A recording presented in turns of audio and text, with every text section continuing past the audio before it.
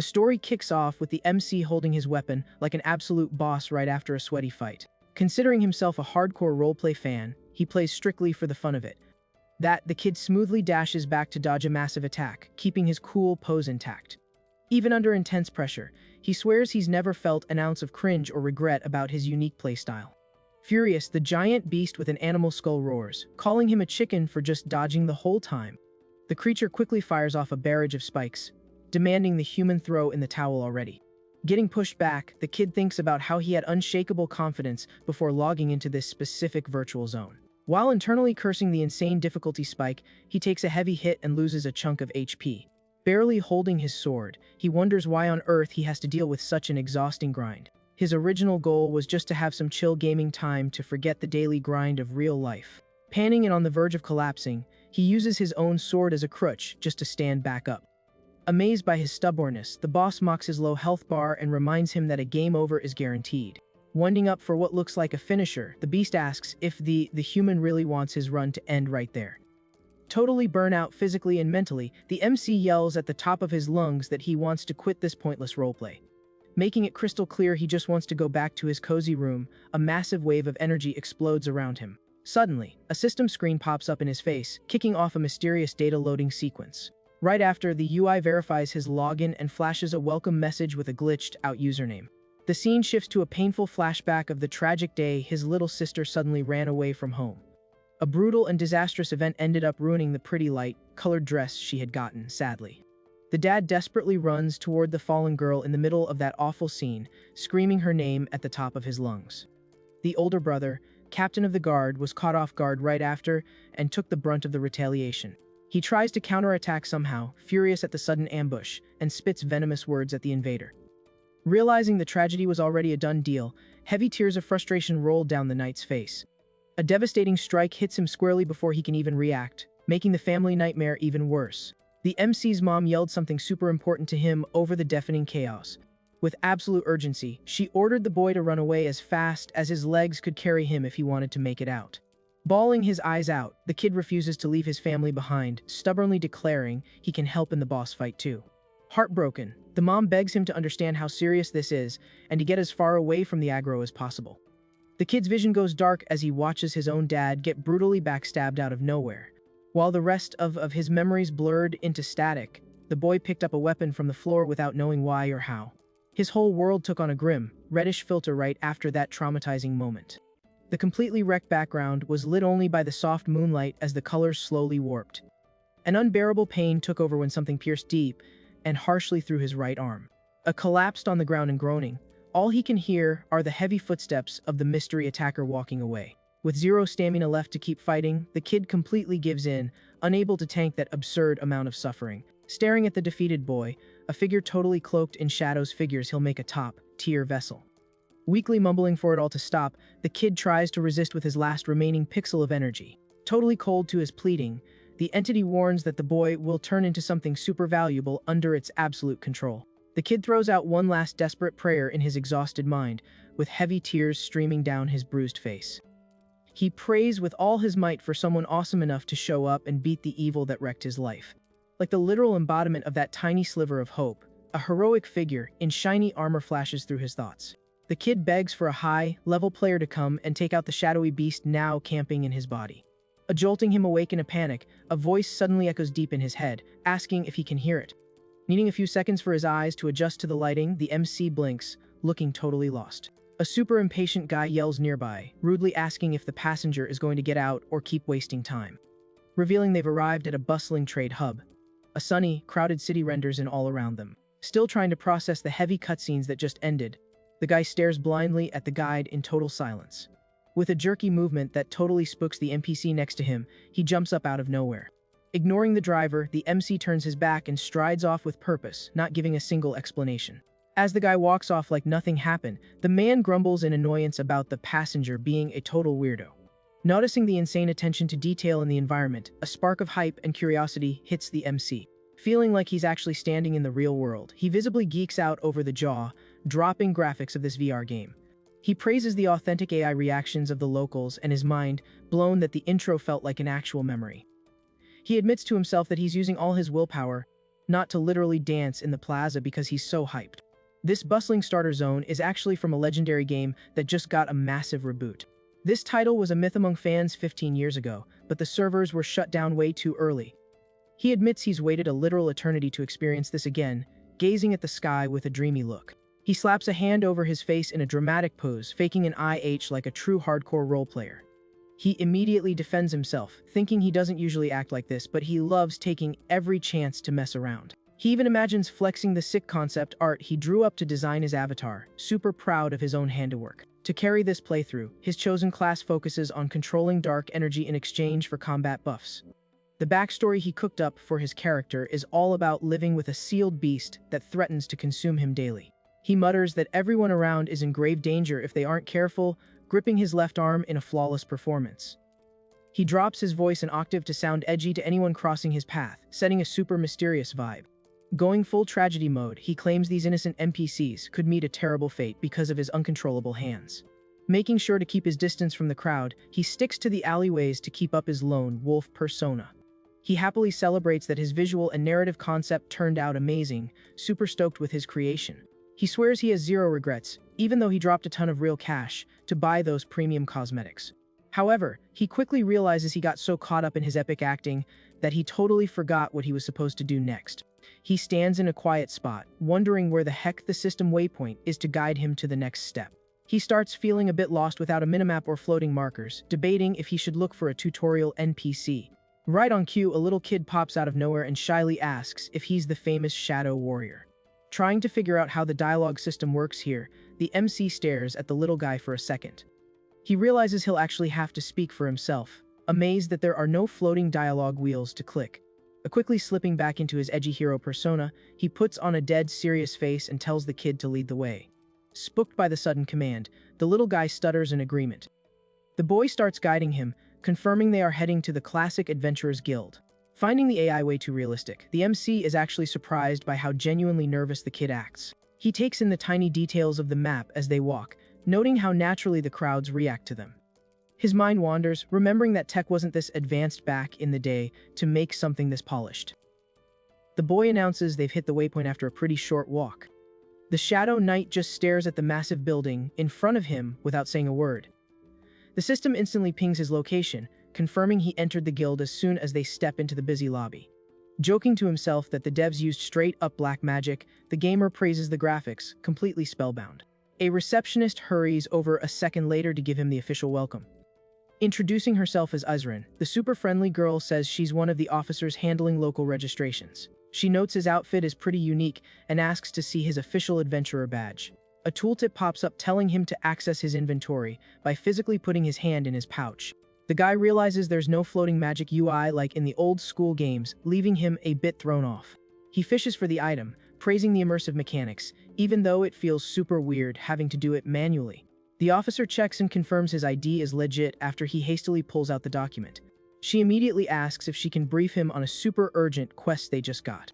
Figuring this has to be the classic starter mission, the knight nods. Out of nowhere, a furious older guy yells, calling the noob an arrogant troublemaker. The guy just notes the veteran guild leader's lack of chill, surprised by the rude aggro. The gamer gets hyped for a free-form debate when the old man asks if he's crazy for taking a job while ignoring the level warnings. He chooses the silent treatment, keeping up his scary posture and making the receptionist sweat bullets from the tension. The kid quickly cooks up the perfect edgy one-liner to match his roleplay, setting up his best performance yet. Pure disdain and a piercing glare, he declares the old man's dialogue is lacking some serious manners. Faced with such an icy comeback, the guild leader totally recoils in shock. The gamer himself can't even believe how hard the NPC freaked out over his intense reaction. A dark memory hijacks his thoughts, dropping lore hints he had previously skipped over. Still, he can't stop wondering about the old leader's insanely realistic reaction. Luckily, the floating quest progress notification pops up in his UD. Getting back into character, the knight figures he has no choice but to follow the scripted storyline. He cheers internally, thinking it's awesome how well the NPCs play along with his acting. The officer restarts the quest briefing to try and diffuse the awkward tension. Totally locked in, the warrior asks in a threatening tone if the mission is actually going to be a challenge for him. He trashes the potential mobs, calling them pathetic bugs, dialing the room's tension up to 11. The adventurer's heavy aura clearly has the receptionist shaking in her boots. The guy says to cut to the chase, super pleased with his own show, and the young client thanks him for being so brave. The quest giver explains a massive issue popped underground, and none of the workers have respawned. Returned to the surface. Apparently, swarms of aggressive mobs have overrun the city's sewer system. Since a rescue is a long shot, the main objective is to wipe out the threats and recover dropped loot. The veteran grumbles, reminding him that every hunter who went down there got sent straight to the lobby. Dotting the noob stats, the client asks if someone so skinny can actually dish out real damage. The MC snaps back rudely, demanding not to be compared to low levels, slightly annoyed the system hasn't updated yet. The older guy tries to play peacemaker, expecting things to go south fast. The gamer admits to himself that going this hard on the roleplay makes him cringe a bit when the AI reacts so realistically. Even so, he figures leaning into the immersion beats having toxic randoms ruin his session. Getting back to the mission, Ezra informally asks if he's clicking accept on the quest. She starts filling out the paperwork with the objectives, find the items, and clear the dungeon. The hero asks for the exact headcount of missing NPCs to make sure his quest log is accurate. Once the client confirms 13 victims, the gamer takes the chance to ask about the time limit. Upon hearing he has 1 whole month, the MC realizes the quest progression is entirely dialogue-driven. The guy feels a bit scammed by the admin fee deduction, even though the officer promises a massive payout. The deal is sealed with the requirement of turning in a quest log at the end, making it official. The long-awaited visual prompt finally pops up after he stamps the papers. Looking at the floating window, he mentally roasts the devs for purposely hiding the UI. Deep down, though, he admits he's totally loving how hardcore the game is. Before he heads out, the client lets him know they already covered a room for him at the local inn. The warrior is handed a worn-out sheet and can't believe his eyes when he realizes his minimap is literally just a hand-drawn sketch. The young quest giver doubles down on his hope, giving him a look full of expectations. Seeing that genuine expression, the MC feels the actual weight of getting involved in these NPCs' messy lives. He tenses up under the heavy emotional vibe, feeling like the star of some massive theatrical play. Out loud, he states that failing isn't an option now that the deal is struck, locking completely into his stoic persona. The heavy sound of metal echoes as the massive security gate slowly grinds open. The warrior stands solo in front of the dark, sketchy entrance to the underground zone. The local guide outside wishes him RNG luck and warns him again about the aggro mobs. Pulling a massive greatsword from his back, the gamer internally hypes up its insane DPS potential. He one-shots the first weird mob that jumps out of a pipe with a quick standard attack. Standing over the defeated mob, he quickly checks his combat log to see the damage numbers. To his annoyance, the system alerts him that his giant weapon lost durability because it clipped the tight walls. Realizing that swinging wildly in close quarters will break his favorite gear, he switches up his strat. He equips a standard longsword from his belt, boosting his mobility for the narrow corridors. Now properly geared, the hunter gets hyped to go clear out this dark dungeon. The lone player disappears into the pitch black. The assistant stays by the gate. Blown, the NPC assumes the kid's aura is way too intimidating for him to be a regular guy. He just hopes the kid's stats match his intimidating cosmetics, wishing him a successful run. Shortly after, the knight pushes aggressively into the damp lower levels, cursing the poor lighting. He lands a clean, merciless hit on a green beast, pulling aggro to keep the mobs coming. He follows up with a brutal combo, wiping out a whole group of threats at once. Seizing an opening, the gamer takes down another mob trying to flank him. Swearing to send them all back to the trash mob spawner they came from, he stays deeply in character. The physics engine drops the defeated enemy's pieces heavily onto the stone floor. Looking around, the warrior complains that grinding this zone is getting super tedious. Just then, a system window updates his clear progress, making him wonder how the devs let such low-level mobs roam free for so long. Catching his breath after the combo, he suddenly zeroes in on a much bigger issue. Breaking character entirely, the guy loses his cool and rants about not getting a single decent drop after grinding for ages. In a panic, he realizes the massive upfront payment was just to make up for the absolute zero loot drops in this dungeon. Totally bummed by the game's stingy drop rates, he admits he wishes he could manually loot the bodies to find something. Checks himself and decides this isn't the time to rage, considering a young survivor NPC is tailing him. Yelling after a surprise ambush, another mob drops from the ceiling right on cue. The knight carelessly stumps the down mob, barely trying. The rescued kid, who had been hanging upside down just ahead, shyly whispers a thank you for the carry. Staring at the boy, the gamer wonders if he's an escort quest objective, and notices he looks a lot like his brother from the intro cutscene. A heavy flashback hits, reminding him that the beast that wiped his family is now his internal buff, and it's a miracle he's still in control. As the kid safely climbs down, the warrior thinks it's nice he actually managed to stop a game, over screen this time. Staying in character, he figures his grumpy persona wouldn't complain out loud but would definitely have a soft spot for kids. Striking a heroic pose, he claims protecting the weak is a knight's main job, carefully hiding his cursed arm so he doesn't spook the kid. Eyes sparkling with hype, the survivor innocently asks if he's a legit high-tier knight. The gamer feels proud for not picking the mean dialogue option, totally loving his own comeback. Walking again, he asks why the kid wandered into a high-level zone, finding out his mom never came back from her shift. The boy sadly admits he tried to solo the rescue mission and apologizes for pulling aggro. Bothered by the heavy lore, the swordsman bluntly tells him that kids need to trust adults and stop carrying that kind of debuff. Feeling scolded, the kid drops his head, almost crying, and says sorry again. Feeling like absolute garbage for making an NPC sad, the guy awkwardly announces the apology shouldn't be aimed at him, trying to fix the dialogue tree. He pulls out the quest items he picked up, revealing the brutal truth of the rescue up, and letting the boy recognize his mom's gear. Seeing the kid break down completely after getting the hint, the adventurer loses the nerve to interrupt the heavy cutscene. After the kid cries himself to sleep from exhaustion, the warrior ends up carrying him out on his back. Walking in dead silence, the MC thinks about how the insane motion capture makes these NPCs feel too real to just skip their dialogue. He sighs in relief, reminding himself all this trauma is just a virtual simulation. As he climbs the stone stairs, a tooltip warns him he needs holy magic to permanently scrub the mob spawn points. Reading the text, he spaces out, wondering if paying attention to the tutorial would saved him some headaches. Suddenly, a random NPC comes sprinting by in full panic mode, screaming for server reinforcements. A glowing red emergency flare pops over the city, signaling a massive raid event at the Merchant Guild. Hearing that players or people are taking damage right now, the knight's gaze sharpens. Background is pure chaos with heavily wounded NPCs trying to escape a massive owl wipe. One of the guards, covered in pixelated blood, stares at the destruction in total shock. Another survivor camps in a dark corner, praying he doesn't get targeted next by the raid boss. Shaking like a leaf, the guy covers his mouth so he doesn't trigger any sound-based aggro. The scene cuts back to the Adventurers Guild, showing the rescued kid waking up and cupping by thinking his mom went to a better place. The swordsman nods along, ironically thanking the gods. Here are literally just the dev team.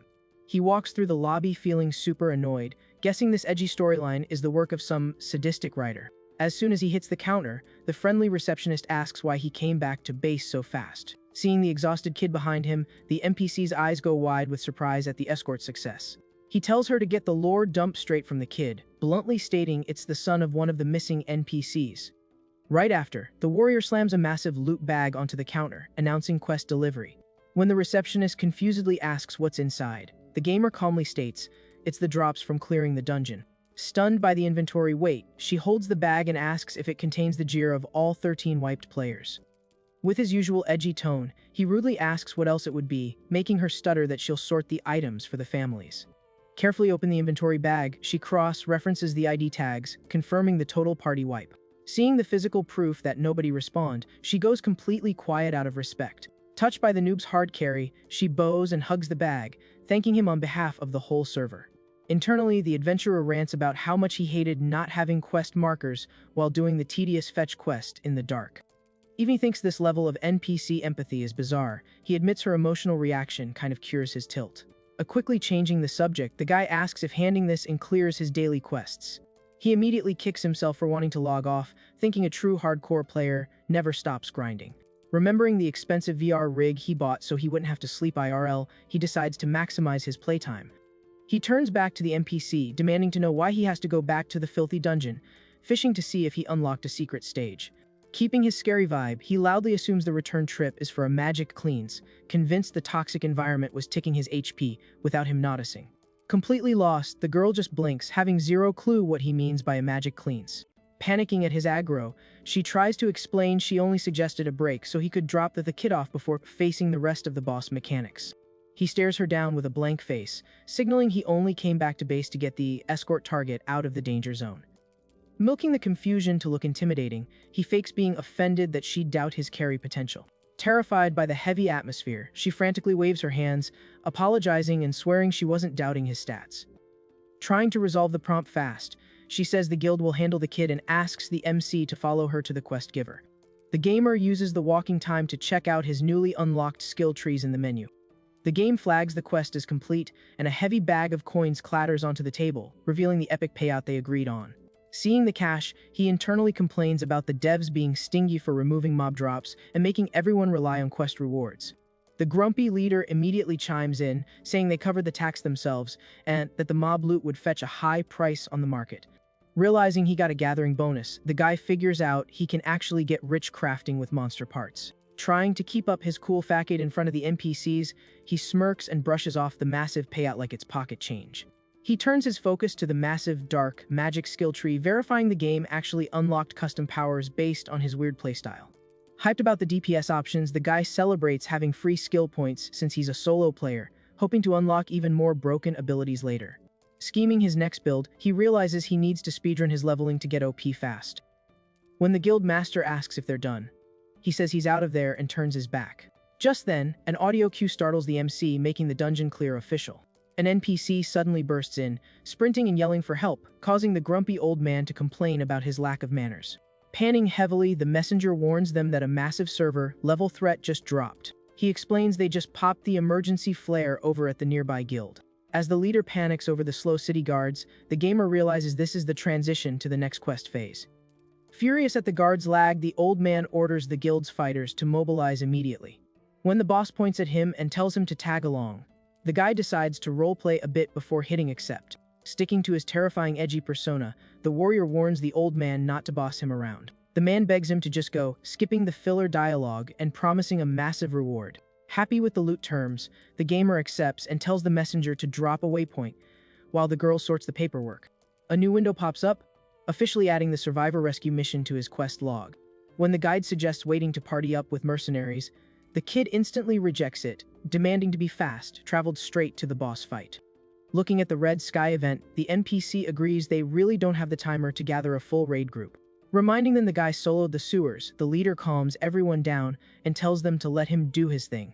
Backed by his gaming ego, the MC feels super confident when the guy agrees and says the mounts are ready. Riding at top speed, the MC literally yells for his precious XP to wait for him. Off in the distance, the sky is dark and swarming with crows, signaling an epic disaster zone. The merchant camp is rocked by a huge explosion, throwing the whole instance into total chaos. Arriving at the battle in a flash, the Dark Knight jumps in, declaring his sword will bring victory. He immediately unleashes a devastating skill with his weapon. The clean hit sends the terrifying beast flying across the map. To finish his theatrical one-liner, the warrior yells about the glory of the heavens and keeps swinging. The cornered NPCs cheer for the carry but get confused when they realize it's literally just one guy. Desperately fighting off a mob, one of the guards screams he doesn't want his HP to hit 0 right when help arrives. A lightning, fast strike drops a monster that was trying to backstab the guard. After saving the mercenary at 1 HP, the MC lands smoothly on the ground. The solo hero stands tall between the injured NPCs and the massive wave of aggro. Striking an epic pose over his shoulder, he confirms he heard the distress call and promises to rescue everyone. The dripping with attitude, the warrior warns he's gonna wipe the whole mob wave before anyone else bleeds out. Figuring it's not worth the dialogue, the gamer ignores the guard's shock that he's taking the raid alone. Locking completely into the combat zone, the kid's eye flashes a terrifying, deep red. Releasing a crushing aura, he trash talks the mobs, calling them bugs and promising a full wipe. The pack is brutally shredded by an insane flurry of red airborne combos. The fight ends when the biggest elite mob gets sliced clean in half by a massive vertical strike. Stunned by the broken DPS, the soldiers watch their savior in dead silence. Keeping up his mysterious vibe, the knight stands completely still in the middle of the wrecked zone. Shaking with fear, one of the downed men struggles to find the words to describe the stranger's OP stats. His buddy is so terrified he genuinely wonders if the guy is actually a boss monster in disguise. Miles away, a red-haired female knight senses some heavy dark magic and gets ready. She immediately pings her mage partner, saying they need to hit the trade post at dawn. Shutting down her partner's doubts, she deadpans that she's picking up a massive dark energy signature from there. The MC checks his quest log and sees the mobs are cleared, but the escort targets still need healing. Just as an NPC walks up to thank him, he does a dramatic hair flip while admiring the game's gorgeous lighting engine. Ruining the vibe, the guard panics and says his teammates are taking a damage over time from a dark infection. The system drops a tooltip explaining that taking hits from these mobs gives a high-risk debuff. The panic sets in as the victims start mutating from the corruption, and the party only has low-tier potions. Watching the chaos, the gamer remembers how annoying this mechanic was in the vanilla game. Every time a beast landed a hit, a toxic meter filled up super fast, making the infection way worse. Since his class makes him immune to the debuff, he realizes he totally forgot to account for it. Determined to 100 the quotient and bag the full reward, he opens his inventory to burn his personal consumables. When the warrior hands over some glowing flasks, the NPC is totally confused. The guard almost cries tears of joy when he sees their high-tier anti-infection pots. Playing it cool, the guy tosses out more potions and bandages, telling them to chug them fast. As the man rushes to heal the NPCs, the MC thinks it's pretty neat the devs gave him such a stacked starter inventory. Seeing the survivor count pop up on his HUD, he figures he won't fail the maximum casualties condition. Out of nowhere, the heavy sound of galloping horses grabs the solo player's attention. The mercenaries cheer as the actual city guard finally renders into the ruined camp. Seeing the quest completed banner, the gamer sighs in relief now that the raid is over. But his hype dies instantly when Phase 2 pops up, telling him to loot the bodies and pick up the trash.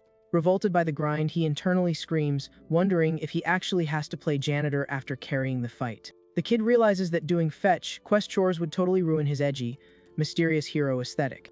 Deciding he is absolutely not doing the dirty work, he sneaks off into the trees to watch. Seeing the progress bar fill up automatically as the guards clean up, he decides to just AFK in the bushes. One of the NPCs angrily complains that the adventurer is acting like a snub just because he has high DPS. Hiding in the shadows, the gamer just smirks, totally ignoring the background character's trash talk. He ironically thinks to himself that exploiting the AI to do his cores is top-tier gameplay. Switching gears, the knight finds it super weird that the mob spawn triggered exactly in this specific zone. Down below, a concerned soldier notes some bodies are missing, leaving another guy confused as to how corpses could despawn. Listening in, the MC figures this is a scripted lore hint. Since despawning bodies is classic dark magic behavior, he quickly deduces there's a necromancer pulling the strings. Just as the guard captain calls for a retreat, the final objective clear sound chimes. With the transports loaded and the victims safe, the caravan starts the trek back. Back at the guild, the veteran leader praises the kid with total awe, hyping up his insane carry. Keeping up his scary persona, the shadow warrior demands the guild fork over a premium payout for his hard carry. The old man gets offended, yelling at the kid to shut up and asking if he looks like a scammer. Slamming his staff down, the older guy says they still need to trigger another dialogue sequence. He goes on to explain there's a super rare, hidden quest he wants to hand directly to the noob. The warrior lets the NPC finish his monologue, internally wondering what kind of epic quest a guild master would actually give out. Skipping the fluff, the veteran drops the bomb. The contract is an extermination quest for demons. The receptionist instantly interrupts, warning that the boss is out in the high-level northwest woods. When the nervous girl points out the quest was already claimed, the leader yells that the other party probably wiped since they've been offline. Frustrated, the old man says he's not waiting around and decides to send the MC after seeing his stats. The gamer leans into his arrogant roleplay, asking if it's just a simple mob-clearing quest, secretly laughing at the classic, grumpy but kind old man trope. Giving up, the officer sighs and says she'll push the paperwork through since the boss is forcing the issue. When she mentions the guild has to eat the penalty fee for canceling the other party's contract, the leader loses his mind screaming about red tape. Watching the whole cutscene, the young merchant clears his throat, figuring the swordsman will accept the run without breaking a sweat. To optimize their time, the kid offers to walk the warrior back to the inn so they can discuss the payout on the way. After a full heal at the inn, a bright sun lights up the city the next morning. While the carriage rolls down the road, the UI updates his waypoint to the dreaded northwest woods. Squished in his seat, the Dark Knight sighs in pure boredom, wondering what kind of trash simulation this is. He awkwardly shifts his legs, totally shocked that the game actually simulates IRL cramps from having zero legroom. Losing his chill instantly, the gamer mentally rages at the garbage game design of a 10-hour travel sequence with no fast travel. He takes a breath and realizes dealing with this is just the price of his epic roleplay when he sees the rescued kid looking at him with starry eyes. Remembering he's getting a multi-million coin payout, he decides the IRL pain is worth the grind. His mind flashes back to the inn that morning, where the quest giver sealed the deal, saying there was no strict timer, but a speedrun would be appreciated. Keeping up his mysterious edge, the hero bluntly asked what the actual loot drop would be. Even though his avatar looked bored, the gamer was doing backflips inside when the NPC offered a massive 700,000 coins. Misreading the warrior's silence as hesitation, the young merchant panicked and threw in a 200,000 coin bonus, blowing the hero's mind. Shocked by the free money, the hero realized his intimidating silence auto triggered a passive haggling skill he didn't even equip. He instantly wondered if this was a scripted event or if he could literally just stare down NPCs for free cash. The client doubled down in pure panic, offering another 300,000 coins, making the kid throw a mental party. He mentally patted himself on the back for being such a legendary actor, accepted the quest, and sinisterly demanded they have the cash ready. Totally hyped for the payout and ignoring the client telling him to rest, the warrior dramatically announced he'd hunt the target immediately. Going full method actor, he declared he wouldn't waste a single second as long as the evil beasts drew breath. Snapping back to the present, the carriage smoothly bumps along the dirt path toward the objective. Casting a terrifying, brooding shadow, the hero daydreams about getting rich off virtual real estate if he ever runs out of combat content. Breaking the awkward silence, the little boy shyly asks if he's really a hero. Driven by his edgy persona, the guy snaps a denial, but internally admits he just wants to farm gold. When the kid looks super depressed at the rejection, the gamer internally panics, thinking he went way too hard on the dialogue. Trying to fix his mistake organically, the warrior softens his tone, saying he does heroic things, and asking if the kid wants to hear a story. The player completely falls in love with the game's realistic AI when the kid's eyes light up asking if he's ever seen the ocean. He confidently claims he's seen the sea, hyping the boy up to ask more about the water. As they roll into the dead silent woods, the knight uses fancy words to describe the beautiful blue ocean. Little did he know, that peaceful vibe was about to get ruined by something he couldn't possibly predict. Out of nowhere, a deafening clash of metal echoes through the dark forest in a super heavy, sudden ambush. Holding a massive weapon, a furious raidhead glares at him, accusing him of insulting the devs, gods, by pretending to be human. As she claims she's going to purify him in the name of the gods, the player mentally groans about running into this extreme religious trope. Giving him zero time to click a dialogue option, the raging zealot charges through the dark woods, going for the instant kill. The hero immediately framed dodges to avoid the sudden, high-damage heavy attack. The UI flashes a bright warning, proving his passive enemy detection skill actually triggered. He sighs in relief for the assist, since navigating this massive forest without a radar would have been a nightmare. Confused by the red aggro warning, the kid looks around trying to spot the close, range threat. He tries to process the chaotic scene as the imposing knight screams that his human disguise is an absolute insult to her religion. The holy warrior does a spinning jump, dropping a heavy vertical strike in the name of her god. Believing she's fighting the literal devil, the woman's eyes are locked in with absolute conviction. The player angles his blade and burns his stamina bar to parry the massive hit at the last possible frame. Coated in divine buffs, the enemy refuses to back off, swearing she'll send him straight to the lobby. Struggling against her insane raw stats, the hero complains about her OP power and worries his sword's durability is dropping. With a huge push, he deflects her blade and throws her off balance, opening up a small window. The woman's fast backstep tears through the air, leaving a trail of red energy. Never dropping aggro, she instantly resets her stance to beat down the fake believer. The warrior gives the zealot a bored look and calmly asks if she's from the classic Holy Vanguard faction. Confirming his lore theory, the religious knight says she crossed the whole map just to wipe him out. Staring down the lethal threat, the hero goes quiet, judging her super rushed and aggressive AI behavior. He sarcastically asks why the church is so toxic, pointing out they should be buffing people instead of griefing randoms in the woods. The taunt crits her ego. Furious that a demon has the audacity to preach morals, she instantly starts casting her spells. Keeping his distance, the guy just listens to her insults bounce around the quiet forest. Totally lost on the aggro reason, he points at himself, wondering why her script flagged him as a cursed demon. The adventurer tries to figure out what triggered this paladin mini-boss, since the main quest log said nothing about it. He checks his cursed arm and mentally verifies he doesn't have any dark, aligned items in his inventory that would trigger holy aggro. Suddenly, it clicks, he realizes exactly what triggered this endless pursuit. The gripping his arm, he gets super hyped, realizing this intense PvP-style fight is actually the perfect stage for his roleplay. His custom backstory is all about his cursed arm rebelling and making him question his own humanity. Loving this epic chance to level up his acting, he stands tall and demands the woman stop, calling him an evil mob. To flex his pride as an honorable guardian, the hero solemnly raises his sword and shouts about celestial victory. The theatrics just tilt the woman harder. She accuses the warrior of being a lying monster faking a holy hero build. Skipping the chatter, she demands he drop the act and face divine judgment, launching a brutal linear strike. Blocking the hit with a shower of sparks, the kid laughs internally. Her script makes sense, since he doesn't actually have the official title. Flexing his dark aura, the Shadow Knight doubles down, stating he doesn't owe anyone honor. Getting knocked backward, the fighter insults him, calling him a coward for hiding behind dark magic. A tooltip pops up, explaining the mechanic for enchanting his blade with dark energy for a frontal assault. The hero triggers his ultimate skill, covering his blade in thick purple magic. Seeing the massive wave of dark DPS coming at her, the enemy is completely stunned. The evil magic crashes into the woman's protective buffs with a colossal explosion. Keeping up the trash talk, he mocks the knight for hiding in her shield like a scared turtle. She claps back, threatening to slice his face off as an offering for the innocent victims of evil. Wrapping herself in a blinding, explosive aura, the woman announces the gods are buffing her. The adventurer literally has to cover his eyes to avoid getting flashbanged by the sudden light. Seeing her spell provides a full stat boost to attack and defense, he admits he's super jealous of her class. He remembers his own starter skill only buffs his weapon by applying a class damage multiplier. Running purely on magical energy, the paladin charges furiously with her glowing shield.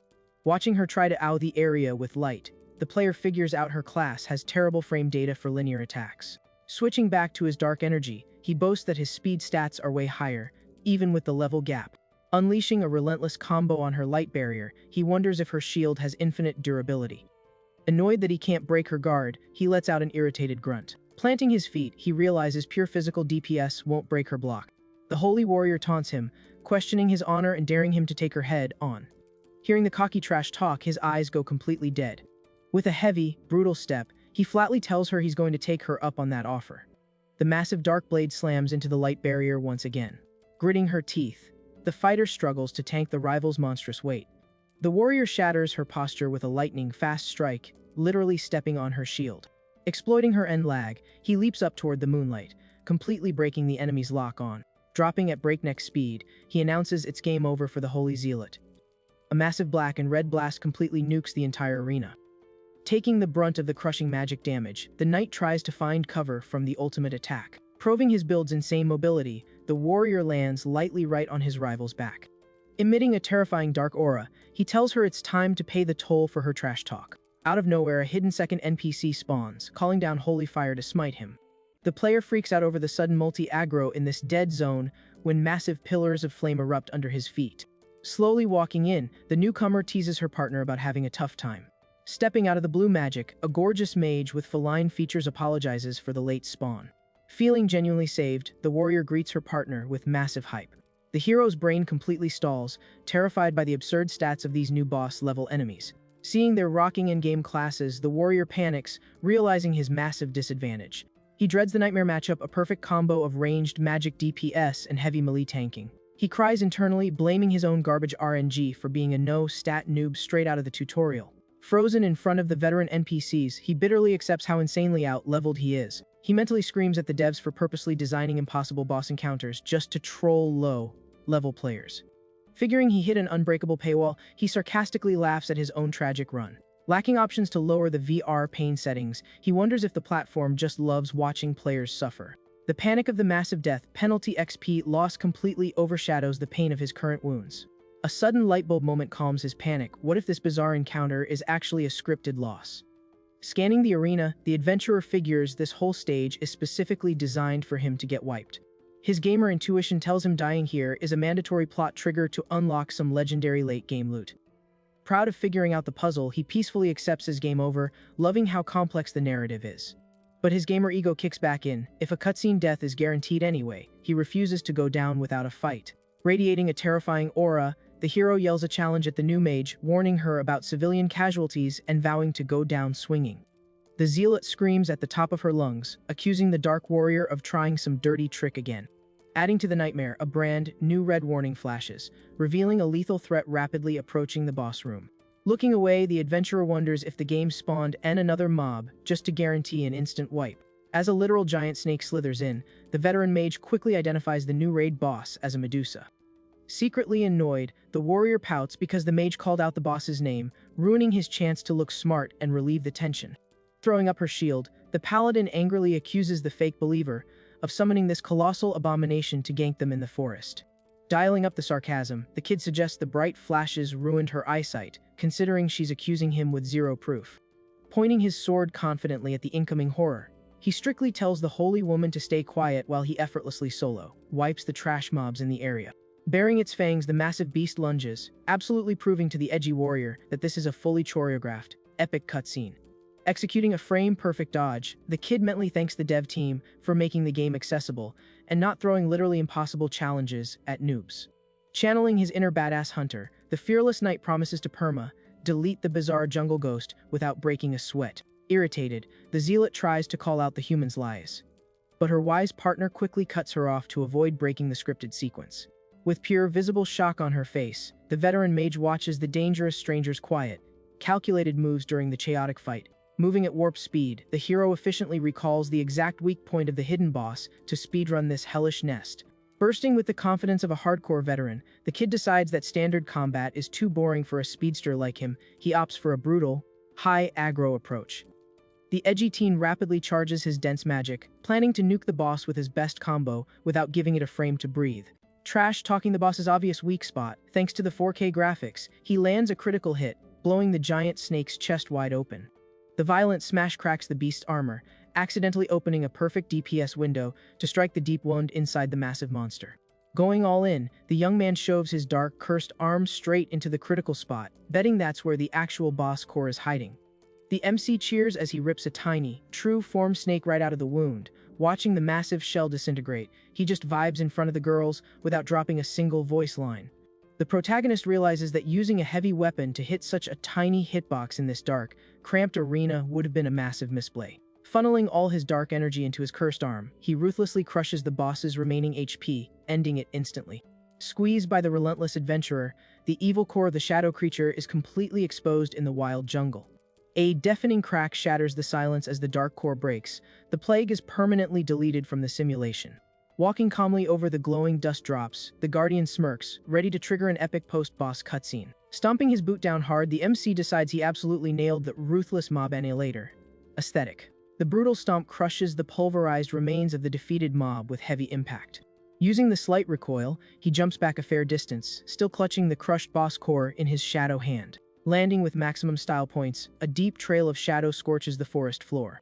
The combatant and her veteran ally watch in total shock as his terrifying aura remains completely intact. Staring down his dirty blade, he thinks to himself that even religious fanatics get an IQ boost when things get critical. The powerful mage sincerely praises her partner for not drawing aggro and getting them wiped early.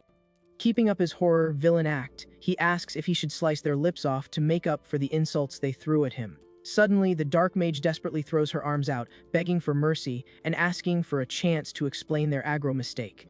While the fighter looks shocked by the dialogue, the mage calmly states that there is an internal war inside his cursed arm, proving he isn't the evil entity they were tracking. Super tilted, the paladin questions why she shouldn't treat him as the ultimate villain, considering he just used a massive Ao's shadow attack in the previous phase. The mage tries to defuse the aggro, arguing the paladin's questions are fair since monsters like him usually only exist in lore books, not in live servers. In the real world, the player laughs, enjoying the NPC's lore. Dump cutscene, he stays quiet to soak up the free story info while the pacing is slow. The older girl drops the lore again, confidently stating that parasitic possession usually causes a complete personality wipe and turns the host into an undead mob. However, she highlights the kid's insane stats. He managed to avoid a game over, fully tamed the massive parasite, and kept his cool the whole time. Refusing the facts, the holy fighter argues that dominating the curse without praying to the true god means his weak human body is still a massive threat. Playing Peacekeeper, the old master argues back, assuring her that the game's lore doesn't have absolute rules. Sometimes players achieve things NPCs think are impossible.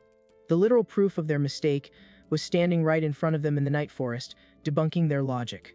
Sick of the unskippable dialogue, the edgy adventurer cuts in, impatiently demanding they wrap up the chatter. Leaning hard into his dramatic persona, he fakes extreme offense at being compared to a useless, low-level zombie mob roaming the graveyard. Realizing her massive screw-up, the powerful NPC bows respectfully, offering to pay any compensation he wants to clear her aggro. Keeping up his tough guy act, he milks the situation, threatening to silence them permanently if they don't follow his orders. Sensing genuine fear, he orders them to stop whining and crying, threatening them with his blade if they cause any more drama. Pushing the roleplay limits, he claims he loves collecting heads, but killing them now would lower his moral alignment to the level of trash mobs. Doing a dramatic spin, he tells them to scram immediately. Buzzing with pure euphoria, he hits peak gamer joy, comparing his flawless, unscripted performance to a top-tier comedy show. Super grateful for the dynamic AI, he mentally applauds the coding as he stands in the dark, rainy night, feeling relieved and hyped about his heroic acting. Walking at a slow, heavy pace on the dark dirt, the hero quietly resumes his night quest. Suddenly, his gamer brain panics, realizing he left all the premium boss drops on the ground. Rushing back to scoop up the loot from the sand, an anxious shout stops him, asking for a quick pause. Annoyed while still in character, he is dumbfounded that the duo had the guts to complain about him looting a boss he literally just solored. The fanatic defender speaks up, desperate to get her urgent dialogue heard now that the giant threat is gone. Stopping without turning around, the hero gets hyped, hoping this is the hidden questline he's been grinding for all night. Exceeding his expectations, the woman confesses she's begging for forgiveness. She recognizes her massive misplay in ganking an OP hero. Glancing over his shoulder, he hears the zealot swear there's no excuse for her clan, launching a cheap ambush in this zone. Truly confused, the gamer criticizes standard tropes, complaining that normally dumb NPCs stick to their flawed logic until their death screen, showing terrible AI writing. Dropping to her knees to worship him, the zealot begs to restore her honor. The young player cringes hard at the hyper, formal animated pixels treating him like a god after a PvP match. The devout servant promises to cover the massive gold costs by giving the stunned kid a clan discount, following the classic trope of recruiting allies for a long campaign. He quickly brushes her off, hating the idea that joining a party would ruin his edgy, solo player aesthetic right in the middle of a serious story beat. Locking in his hostile tone, he harshly rejects her religious apologies, showing zero mercy in the cold, dark forest, totally ignoring her dramatic pleas. Getting angry and stubborn, the warrior girl claps back, defending her honesty, but the veteran cat calms the tension, stopping an unnecessary fight during the quiet quest. The wise feline NPC warns they need to speedrun back to hand in their quest logs, confirming the corrupted zone is now 100% cleared of the plagues. Absorbing the heavy sadness of her botched aggro play, the warrior closes her eyes and gives a weak nod to her partner, staying completely silent in the ruined zone. Stiffening her back again, the defender turns around, telling her magic partner to hurry up so they don't miss the fast travel to the inn. Turning their backs on the dark zone, the duo's character models slowly fade into the thick forest fog. Carving a quiet path, the hero resumes his exhausting trek back to the safe zone. However, the soft sound of footsteps keeps sticking to him on the dirt path. Looking over his shoulder, paranoia hits him hard. The stressed and pissed off gamer gets spooked by this totally unexpected mechanic in his chill night walk. Massive outrage makes him wonder why these girls are tracking him through the dark shortcuts, acting like crazy stalkers in a high-level zone. Checking his floating UI, he confirms he's still on the right path. He gets paranoid that the annoying NPCs hacked his private settings to stalk him. Walking behind him, the paladin feels bad about missing the boss kill, while her partner says the gold reward is enough. Meanwhile, the madman in the front is actually raging about the endless escort. Extreme paranoia takes over, assuming the game bugged out on the dialogue flags. The edgy guy prepares to manually force the AI to reset their aggro logic. Stopping his heavy walk dead in the middle of the path, he shoots them a death glare and asks if their AI commands are just a joke. Super politely, the sweet old lady begs for forgiveness again, swearing they aren't trying to grief the edgy stranger's playthrough. Totally chill, she points at her magic pathfinder, explaining their waypoint is just set to the exact same route, and they aren't trying to trigger the kid's demon arm.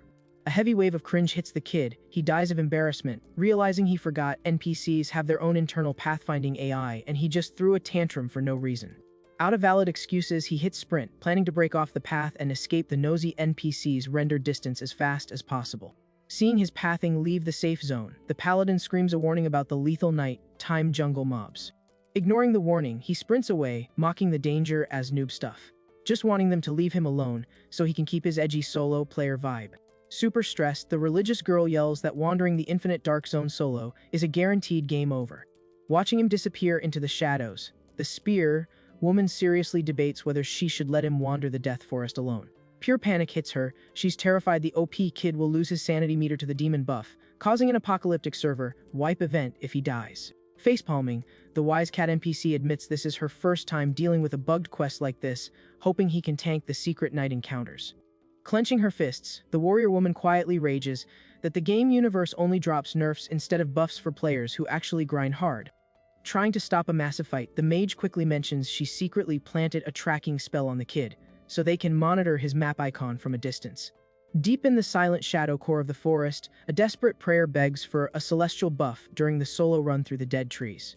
High in the dark sky, the full moon lights up a massive flock of crows glitching out over the giant, creepy forest, signaling a heavy death event. Far away from the cursed raid zone, the city wakes up quiet. The official guild keeps their lights rendering through the night. Power walking, the swordsman finally finishes his massive detour, stopping right in front of the 24/7 guild building. Inside, the NPC sweeps the floor and bluntly tells him the daily reset already happened, so she can't log his night-time hunting quests. But as soon as she looks up, the girl goes pale, gasping for air and stumbling back in absolute terror. Parked firmly at the entrance, radiating heavy, evil energy, he locks a piercing glare on the clueless NPC. The guild building literally shakes when the gamer drops the massive, brutal loot bag on the dusty floorboards, demanding an instant appraisal. Desperately backing into the hallway, the young girl screams in shock, asking how he speedran that heavy night quest so insanely fast without taking a single point of damage. Untying the loose strings of the giant ugly bag, the girl's eyes pop out of her head. She stares at the unknown, gross boss parts dropped by the human with the cursed arm. Absolutely mind blown by the drops, she drops her mop, stuttering and sweating to confirm this gross flesh actually the target from the panic quest posted just 2 days ago. She goes along with it, completely in disbelief, asking if he really soloed the demon in that far-off zone in record time. Meanwhile, the exhausted MC sighs, hating the clueless NPC for making him suffer through that dark, travel, less green hell of a map. The flashback cuts back to the exact second he rejected their party invite, cockily turning his back to enter the endless dark forest trails. The brutal punishment hit immediately. He found out the carriage travel time was locked specifically to purge the instant death zones. Walking forever through the dark render, the guy groans, complaining that forcing players to walk full maps without mounts in a casual game is completely illogical. Lost deep in the artificial mazes, he wasted a massive chunk of playtime believing the fake compass, getting incredibly tilted seeing he was running in useless circles. Exhausted on the dry rocks, he curses the lack of fast travel mechanics, way too annoyed by the IRL physical fatigue from the slow, buggy horse walk. Trying to catch his breath in the woods, he gave up on logging out on the dirt. The hyper-realistic, annoying bugs ruined the vibe, so he just pushed through the fatigue. He only genuinely cried tears of joy when the system finally loaded the trade port location banner, signaling he was out of the hellish forest. Back at the guild, Isrin confirms the drops match the target mob, promising to buff the local guard patrols around the borders. The quest complete banner flashes, and the NPC says she'll finalize the payout at dawn, leaving the warrior dizzy from the intense simulated physical fatigue. Assessing his absolute trash HP state, she recommends the cozy beds. He figures he would have hit clog out ages ago if the expensive VR rig didn't lock his progression. Right then, the young merchant NPC enters the lobby, super hyped about the fast clear, and offers to escort the hero to his inn. Walking the fancy streets, the kid notices the boy's happiness keeps stacking as they bump into randoms during their chill, night walk through the safe zone. The buyer frantically asks about the downed beast. The MC gives a hostile reply, saying demons aren't meant for casual entertainment. Shaken by the harsh text box, the kid cowers and immediately begs for forgiveness for his dialogue choice, knowing the exhausted MC is barely standing. Hitting the populated alleys, he clocks the boy's mood drop and mentally plans to tip him heavily at dawn for the easy walking quest. Finally locked in his solo room, the adventurer kicks the blankets, openly wondering if he should just log out of this annoying artificial grind and crash IRL to reset his brain. Hitting the exhaustion markers, he thinks it's terrible game design that the UI drains your IRL sanity for simulated tasks. Looking at the floating menu, he decides to take a quick nap before making any permanent choices that might lock him out of the night quest. Skipping any hesitation, his exhausted fingers tap the sleep menu, setting the exact timer needed to fully restore his stamina bar. The soft moon hangs over the quiet town, skipping the clock forward as his brain recharges on the fast forward screen. A soft silver light clips through the wooden boards, creating a cozy vibe for the beaten-up traveler to finally rest after his insanely brutal grinding session. Suddenly, footsteps drag softly across the squeaky floorboards, a stealthy shadow, trying to bypass the sound detection mechanics. A mysterious intruder clips through the locked door, spying on the defenseless body on the bed, aiming for a critical stealth kill. Fueling his hidden evil alignment, the thief pulls a lethal blade, aiming for a silent, cowardly gank during the night event. Dripping with pure aggro, the evil arm raises the fatal knife right over the sleeping player's chest. At the last possible frame, the red proximity alarm screams in his ear. The player jolts awake, instantly locking onto the incoming lethal strike that could wipe his save. Running on pure animal instinct, his armed hand auto-blocks, grabbing his sword from the loot pile to counter the stealth attack, refusing to take damage without fighting back in this locked room. With pixel-perfect response time, he parries the dagger with his heavy sword, sparking a massive clash in the stuffy, dark room. Putting his weight into the clash, he unleashes a string of trash talk on the rogue, fighting tightly in the cramped box against the cursed blade. Pushing the aggro away, he curses the UI, blaming its garbage coding for only warning him at the last frame. furious that he almost died to a lame, outdated stealth mechanic. The invader slips, totally stunned and debuffed, terrified by the absurd OP strength of his target in the tiny hotel room. Creating space, the MC pulls out his authentic black metal sword, glowing with terrifying particles in the pale moonlight, ready to slice. A fast, dark slash tears the hitbox, connecting with the enemy's arm and triggering a high-pitched, insane scream of agony. The thief immediately cancels his aggro, begging for his HP bar, and crying that he only meant to pickpocket some low-level wallets. Playing the imposing hero, he tells the guy to drop his weapon, internally cringing at playing the lawful good role while wearing his edgy Dark Knight skin. Sharp clink echoes on the floorboards as the sharp blade drops, signaling the NPC's official surrender. With his hand raised, the bandit echoes his pleas. The warrior ironically remembers the old days when dead NPCs just magically turned into loot chests. With zero tolerance left, the hero laughs to himself and lands a perfect blunt, force knockout on the crying intruder's neck. The massive critical hit catches the invader off guard, completely draining his stamina bar in a single frame, leaving him paralyzed and instantly dropping his legs. The fast strike breaks the stun threshold, causing a brutal auto, choke and an instant blind debuff, dropping him into an instant KO. The thief slumps over. The defender mocks the idiot's audacity for trying to gank a high-level champion with a trash tier dagger, feeling nothing but disgust for the weak mob. Wiping his angry forehead, he cries internally about having to fight random encounters when his stamina meter is totally red, ruining his fast, forward sleep mechanic. Checking the broken door textures, he realizes this ambush was a forced, scripted event to pad out the chaotic night storyline. In a quick spin, the inn's assistant renders near the pillars, her eyes popping at the broken environmental assets. Totally bugged out by the chaos, she covers her mouth, screaming in pure panic at the bizarre jump scare.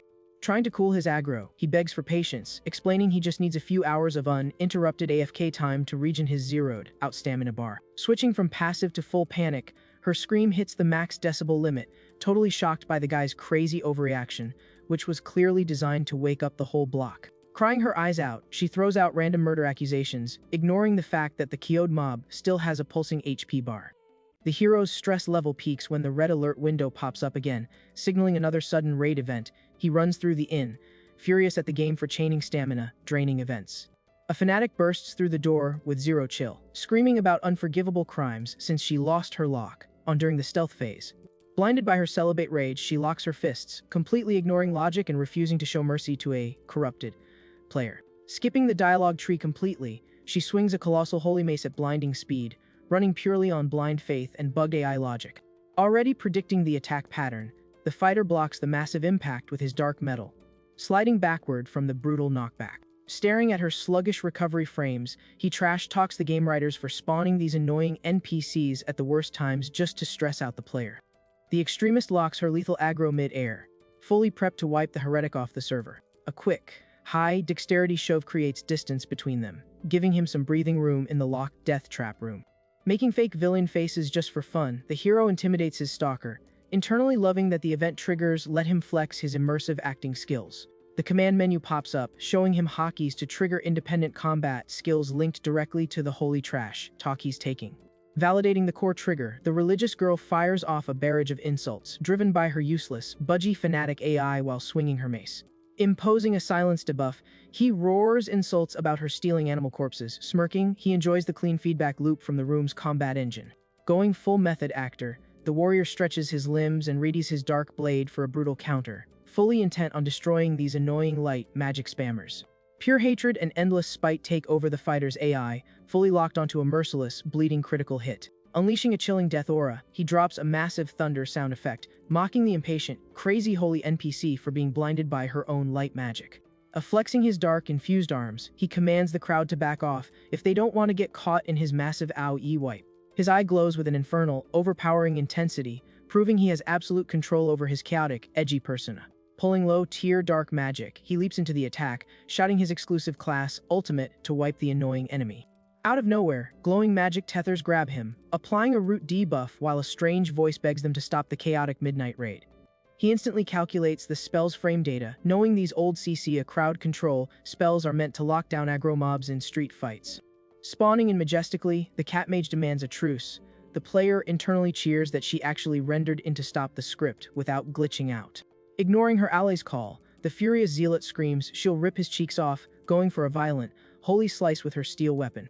The healer NPC steps right into the middle of the hitbox, shutting down the complaints and demanding a reason to stop the deathmatch. Lightning nodes tightly grip the dagger's hilt, trying to seal the massive dark weapon's stats. With a massive destructive blast, the man breaks the divine CC, flexing his raw stats and claiming God. Tier binds always fail against his dark, edgy lord class. The fanatic stands frozen, completely stunned by the unfair, monstrous raw power of the situation. An ear-piercing shatter breaks the prison spell, scattering dozens of glowing particles into the dusty air. Trying to save his own skin, the cowardly rogue shakes in pure terror, realizing his HP is in massive danger inside the tiny room. The master healer freezes in a dead, apathetic state, unable to process the broken stats she just saw. Bleeding a massive aura, the dark figure holds the giant sword perfectly straight, keeping the tension at max level. The suffocatingly small hitbox chokes the hero, putting the intruders right in his face while his stamina is still ruined. Recognizing the oppressive fear debuff, the divine interrogator asks if there's any way to break the spell so they can breathe. Clearly annoyed that his nap was cancelled, the hero keeps up his grumpy, threatening idle animation. Internally, he accepts the bizarre event, remembering the deep lore drops from old forum threads about this nostalgic game. He remembers reading complaints about how this specific restricted magic used to stunlock players, making them cry on the forums. Trying to clear the aggro, the feline admits a mistake, while the shield bearer keeps screaming about the murder scene in the room.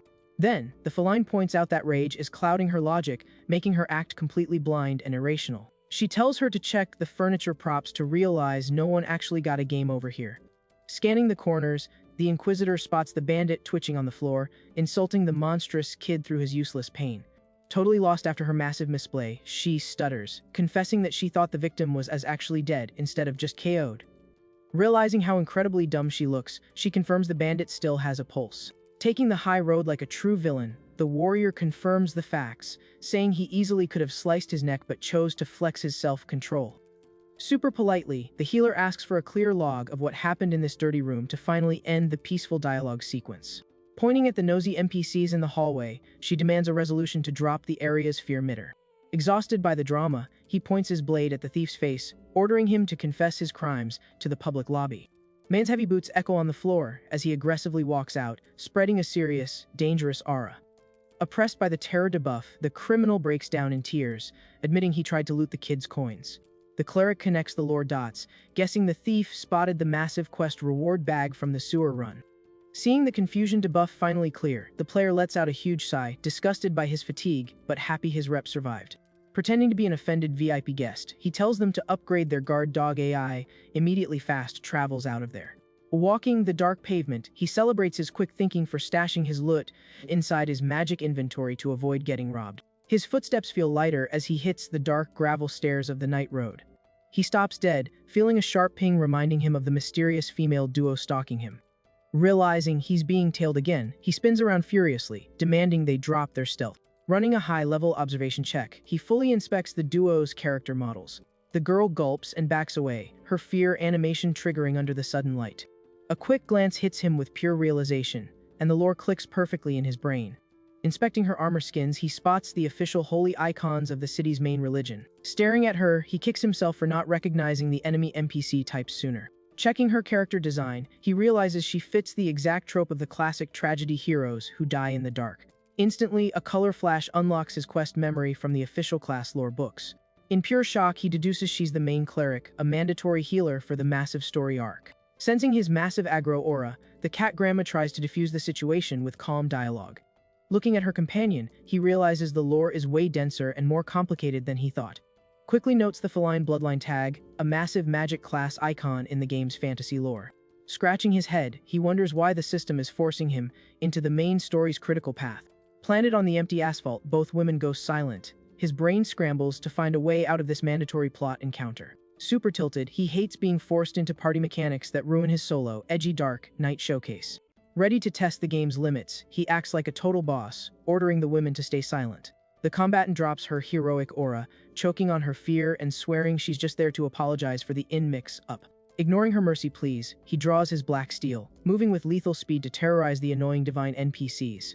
Terrified of the blade's edge, she drops to her knees on the black stone, handing over total, blind obedience. Punished for her ignorance, she looks up, offering her own HP bar to pay off her cruel mistakes. The player freezes, completely shocked by the NPC's sudden, heavy decision to literally ask for a game over without hesitation. A dead silence drops on the street as she waits with open arms for her execution. He panics, suspecting this fanatic's AI script is severely bugged or insanely hardcore. Agonizing over the mistake, he curses the dark plot, refusing to let his character turn into a literal butcher, just for some dramatic finish. Sticking her nose in, the feline mage blames her partner's insane, cruel offering on a mental debuff. The old master points out the literal lethal danger of her friend's crazy choice. The hero mentally prays the cat bails him out, since turning away now would ruin his cold executioner aesthetic.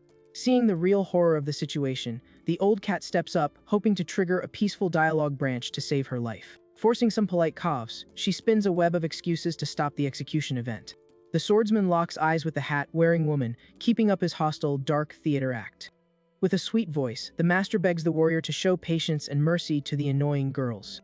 Trying to save her friend, the dummy offers her own arms, begging to take the damage penalty instead. Shocked by her friend's sacrifice, the holy woman curses the terrible idea, rejecting the fake mercy. On the ground, the fighter takes the full blame for the chaotic aggro she pulled at the inn when she interrupted his nap. Exhausted and ground down by the NPC's dramatic cutscenes, he decides to resolve the standoff in his edgy style. Sighing silently, he taps his knife, dropping the execution command and ending the loop. Cleansed of the dark aura, he takes his hand off the bolt, delivering his final verdict. Announcing the end of the nightmare, he takes slow, heavy steps that trigger insane reactions from the crazy NPCs. Accepting a quiet death without fighting back, she just closes her eyes and waits for the final hit. With cold precision, he swings the massive metal in a brutal arc aimed right above the fanatic's head. Slices the hitbox with a dangerous, fatal hum in the dead, silent street. Terrified of seeing the gore, the cat master buries her face in pure despair. Feeling the cold air brush her cheeks, the healer wakes up disoriented, realizing she survived the fake-out hit. Stuck in her prayer animation, she catches the warrior turning his back and peacefully sheathing his sword. A tiny wisp of hair gently drops onto the asphalt, proving the insane hitbox precision of his wind slash. The zealot freezes in panic, absolutely stunned by the cold, merciless killer showing actual compassion. Empty of answers, the woman freaks out, screaming high-pitched questions about why he canceled the execution. The kid just calculates that saving her life keeps his genius disguise perfectly intact. In his head, he realizes she reminds him of his IRL relative, swinging the exact same type of weapons. The old mage lets out a massive sigh, blown away that he actually spared them. The hero immediately demands the zealot look at her cut hair and learn to keep her mouth shut from now on. Turning his back, he sets a terrifying boundary, dropping his mercy stats to 0 for any future encounters. As the cat yells at the paralyzed zealot, the hero internally celebrates, giving her a free haircut without looking back at the dumb NPCs who ruined his combat session. Leaving in a great mood, he confirms his deduction: these virtual NPCs are acting like literal leeches on his path. Hyped on the lore, he wonders what other epic, fake storylines he's going to trigger next. Staring at the dust, she whispers to her partner, swallowing the bizarre shock of her cancelled game over. She brings up the lore that he's been a host to a fierce, oppressive demon for a massive amount of time, without losing his mind. Gripping the wood, the zealot figures the hero must have grinded ancient demons in the high-level zones. Through her blind eyes, she guesses his spiritual stats are so colossal they break the game's standard scaling. The master nods, wondering how he can literally turn his back to a loaded gun without flinching. With a smooth, wise voice, she points out the logical answer: he was just showing basic mercy to low-level weaklings. They lock in their heroic belief the warrior is so majestic he completely suppresses the brutal darkness inside him.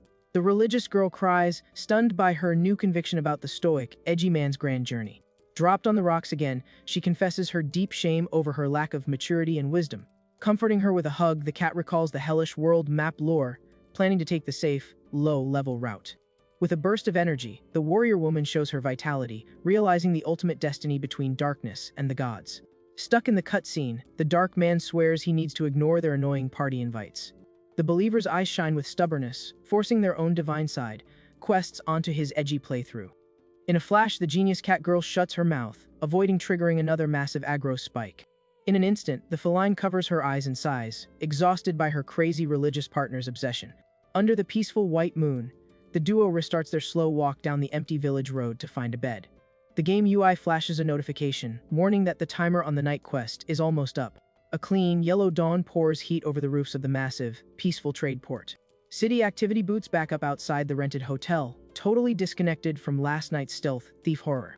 In the public plaza, a table is packed with hunters eating and laughing with loud, happy background audio. Far off in a dark corner, the hero bites into some fatty meat to refill his stamina bar. Chewing his food hard, he keeps up his bored, stressed-out aesthetic, looking furious under the morning sun. Suddenly, he gets a sour look as the two females forcefully drag their chairs right next to him. Internally, the hero is amazed by their timing, figuring they took a deliberate break to rest off the night's debuffs. Sticking to his hostile role, he rudely asks if they went deaf from the death threats he gave them last night. The cat begs for mercy, waving her arms and swearing they aren't here to grief his playthrough. Slamming his fist on the wooden table to cut off the dialogue, he loudly shouts his absolute zero tolerance for them. Showing pure disdain, he guarantees their physical models rendering at his table is a massive problem. Gathering her leftover courage, the light girl tries to chat, embarrassed by her fake fears from earlier. Echoing through the guild, she claims she traveled far just to seek the dark hero's compassion. The fanatic blushes, panting heavily as her screams echo in the silent guild. Caught in this absurd surprise, the adventurer tilts his head, completely lost in the dialogue tree. Panicking internally, he wonders if his brain ruined the UI, locking him out of the multiple dialogue paths. Returning to normal, the woman clears up the lore, teaching that fake charity leads to misery. She points out his glorious, honorable method of sparing lives despite his bloody attack animations. Covered in holy light, she swears her faith will guide his assassin footsteps toward the path of peace. The warrior covers his eyes with his thumbs, swallowing the absolute cringe of the NPC's glorious babble.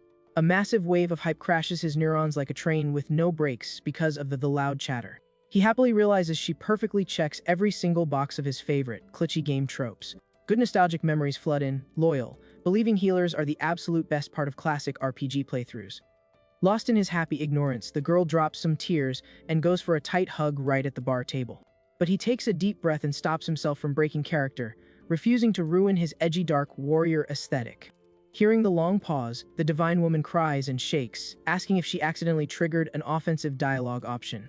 The hero chokes down his euphoric gamer joy, blanking out on her super cute, innocent AI charm. With dramatic sigh, the hero points a hostile finger at her face, trashing her effort to ruin his edgy vibe. The old cat slams the brakes, begging him to ignore the idiot apprentice and lock his radar onto the main quest.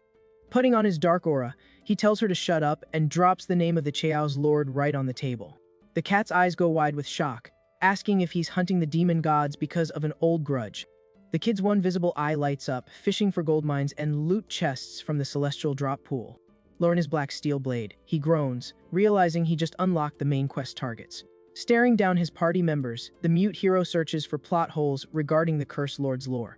The women trade glances, sensing a massive wave of relief that they got the deadly man's attention without dying. With a sudden turn, the duo scans for aggro, carefully analyzing the young warrior's responses. Looking into his dark eyes, she points out the proof the man drowns his deep assassin grudge in darkness. A suffocating threat fills the room. The duo realizes lying will get them instantly sliced at sword point. Ignoring the lethal blades, the divine girl clenches her fists, hiding the tremor in her armor with pure, unwavering holy rage. Her emerald eyes overflow with conviction, believing that a game over is completely worth it for the silent hero's cause. They circle the table debating, and the divine girl agrees to a fair death for her false dialogue choices. Internally, the hero feasts on the epic lore, believing he just unlocked the final story arc right in the starter zone. Celebrating the narrative hooks, he praises the amazing script, hyped about his flawless solo acting performance. The lore drops that the Maidens of Heavenly Fire dictate sacred laws with zero mercy. In the holy scripts, they turn into final bosses, casting curses on the red front lines of the world wars. Steering away from the danger, the old cat reveals the apprentice's crazy speedrun away from the safe zones. She clears the log, stating the loving girl took on a divine, prophetic role without question. The divine woman swells with pride, saying God chose her to wipe the plagues off the map. Looking like a scared puppy, she confesses she needs his fury blades to carry her to the final victory. Wrapping up the heavy lore dump, she confirms the feline's hunt was the very first step in tracking his party. The cat justifies her tracking, knowing he absolutely hates party invites and cute faces. The master drops her innocent act, thinking the girl believes in afternoon tea parties. The cleric coughs in embarrassment at her lame excuses. Inside, the gamer laughs, absolutely loving the docile, knave AI falling for his edgy lies, keeping his smirk hidden to maintain his flawless roleplay. But a nagging thought hits him about the destiny trash in his original inventory, realizing the god's glory is forcing him into this path. Stunned, the man mentally wonders if the devs designed the core plot specifically around these fake clerics and healers. To break the heavy silence, the cat yells at him with a scared, shaky tone. She instantly drops the quest items on the table to drag the party out to the corrupted graves. The UI flashes, confirming he just unlocked the epic main story branches. Laughing internally, the cat flatters the legendary hero, praising his reputation for never blinking at dark beasts. Securing the deal, she announces the end of the Shadow Master and deletes the low-level rats from the city map. Judging the dialogue, the warrior listens silently, swallowing the fact that the divine healer is taking on the legendary lore role. To seal the alliance, the cat points him toward the mid-tier temple for the trial quest. The feline warns that the higher-ups gave the little girl this divine trial from the top. Stepping out of the inn, the party waits for the cooldowns to reset before heading out. Pasting on his fake edgy disguises, he scrolls through the dialogue menace, making sure not to throw the epic plot. With a deep, dark grunt, the warrior claps his hands, praying they actually have the true lore facts. The alert confirms the alliance. The cleric opens a chest with a huge, happy smile. The light menu sets his waypoints, detailing the guide paths for the party to travel far into the endgame zones. As the sun hits the sky, the carriage party rolls through the busy, crowded streets of the trade port. Once he locked in the objective, the fighter dragged the carts out to the rural zones at top speed. On the trip, the innkeeper begged for mercy, and the NPCs pleaded for side quest loot coins. Ignoring the gold, the player skips the trash loot, focusing purely on the main quest rewards. Random pop-ups on the rural trip annoy him, breaking his focus on his solo grind. Hidden in mystery, the man realizes the divine cleric is locked onto him with sweet, idolizing eyes. Heavy support magic buffs the kid during the travels, making him sweat under the intense holy light. Searching his memory logs, he remembers doing justice quests, but realizes he accidentally cursed the girl up to the heavens. Believing his rep is rock bottom, the hero is shocked to see the holy light buffing him from his new party member. The UI shows that parties act based on clicks. They locked in their holy buffs on him despite the crazy squad dynamics. Sick of the toxic NPCs in the game, he remembers yelling at her to treat the party members right. Lost in the happy divine girl's AI, he concludes the code uses these early game interactions to clear the path for combat in the rural zones. In the dark, the warrior drops his tough act, admitting she's way too sweet and innocent to just ditch in the trash. Hero's soft spot for the NPC grows. He secretly gives her cute nicknames in his head while keeping his deadly, edgy exterior. The guy is completely mind-blown by the insane DPS magic the cleric uses to protect her pure, sweet buffs. Far away, the old cat picks up on the fake vibes, laughing sweetly like a mother wolf watching her cubs play in the game. Breaking the silence, the feline steps on the Dark Knight's edgy aura, pulling out his true friendly face. The mage catches onto his believers, ignoring the fake prophecies and trash waypoints on the rural map. Using game logic, he knows how to play the system, exploiting the light mechanics that block the dark paths during scripted events. Standing firm, the warrior threatens the fake mobs, ignoring the danger and death penalties on the rural roads. The hero pulls aggro and yells his tough lines, warning the dark holes if they still have the guts to challenge his legendary life. Taking zero offense, the cat laughs sweetly, pointing out that his shouts actually sound like sweet proof of his love for the light. The man twists his face, completely dumbfounded that the NPCs are twisting hedgy insults into divine, lovely compliments. The storyline pulls the carriage tracks far out to the trash sanctuaries he flagged as targets to clear. The fanatic cries out a sermon supporting the rural altars as part of their dark, divine duty. Pissed off by the boring sermon, the warrior cuts her off, screaming about the fake altars. Blinded by the XP drops, he pulls his stats, wanting to test the curse damage numbers with heavy hits. The girl cries and shakes, complaining that the weak alerts bugged out, totally trashing the broken HUD. Reading the blinking menu in his face, the hero gets lost in the target tracking, deciding to hit the secondary quest objective in the rural zone. Saying screw it, he accepts the route, thinking the fake blood from the Night Furies is just trash mob XP anyway. The kid calculates the IRL clock, praying for maximum immersion in the expensive VR pods while he clears the farm map. The slow slugs pull the wooden carts through the dirt. The adventurer complains about the terrible travel timers on this long, boring escort quest. Sick of staring at the carriage ceiling, he decides to use the boring, smooth ride to give his brain a little break. Closing his eyes and putting all his faith in the game's programming, he's totally convinced his party members will wake him up when they finally hit their destination. While our hero is catching some ZS, the story rewinds to show a super secret late night chat that went down at the inn. During that tense crack of dawn, the devout young girl was sitting all by herself in a pitch-black room, doing some intense soul-searching about her life choices. The elderly mage knocks on the door asking to come in, and the deep, in-thought apprentice welcomes her with total sweet respect. Rocking a seriously grim face, the veteran sorceress drops the bomb that they need to have a serious heart to heart about the crazy stuff that just went down. The old feline lady chews her out hard, asking if the kid even grasped the massive weight of trying to just toss her life away like that. She reminds the rookie that the whole divine prophecy winning thing is completely tied to her actually surviving until the quest is over. With a shaky voice, the knight owns up to her impulsive goof up, admitting her hot-headed move almost tanked their entire master plan. Despite the guilt trip, the young girl tilts her chin up with fierce determination, arguing she totally deserved the penalty for almost taking out an innocent person. Drops some wisdom, arguing that blind justice is basically just violence wearing a trench coat, meaning whoever dishes it out better be crazy careful. The devotee takes the lesson in silence, spotting one of the most sacred rules of her faith hidden in those old words. Clenching her fists, the girl low-key panics, thinking about how many other innocent folks she might accidentally wreck in the future just because she's clueless. Super bummed out, the apprentice admits she doesn't even feel worthy of the hero title, seeing as she totally failed to grasp the whole concept of divine mercy. Staring at her chopped-off hair, she fully believes the swordsman handed her a shiny new chance to chase down some real, glowing redemption. Wrapped in a hopeful vibe, the fanatic claims the warrior's move literally pushed her onto the right track to finish her job. In the young girl's totally delusional mind, the arrogant gamer is basically seen as a legit saint handpicked to spread the universe's peaceful teachings. She reaches peak absurdity by wondering if that violent, edgy mercenary isn't actually a holy messenger playing 4D chess. Running on full faith batteries, the knight shoots a genuine prayer to the skies, asking them to bless the peaceful snooze of her shiny new spiritual guru. Snapping back to the present, the squad's road trip drags on at a mind-numbing pace down a dirt road under a totally roasting sun. After what felt like an absolute eternity, the basic rooftops of the remote village finally start peeking over the green horizon. The MC wakes up looking like pure distilled salt when he realizes this trash-tier travel mechanic just ate 3 whole days of his in-game clock. Strolling through the village's night streets, our adventurer is mentally roasting the game devs for making a fast travel system that's this slow and punishing. Despairing, he seriously regrets dropping a fortune on fancy VR immersion fluids just to spend hours getting tossed around inside a wooden cart. Sporting a completely unhinged look, the gamer decides to channel all his rage into speedrunning the quest to make up for his lost time. It all kicks off with the elderly mage pointing out that the trip took way too long and suggesting they just line it straight to the temple. Except the swordsman is already way ahead power, walking like a man on a mission, leaving the Inquisitor totally baffled as to when he gained so much ground. She scrambles after him in a panic, begging the Dark Knight to just hold up for a second.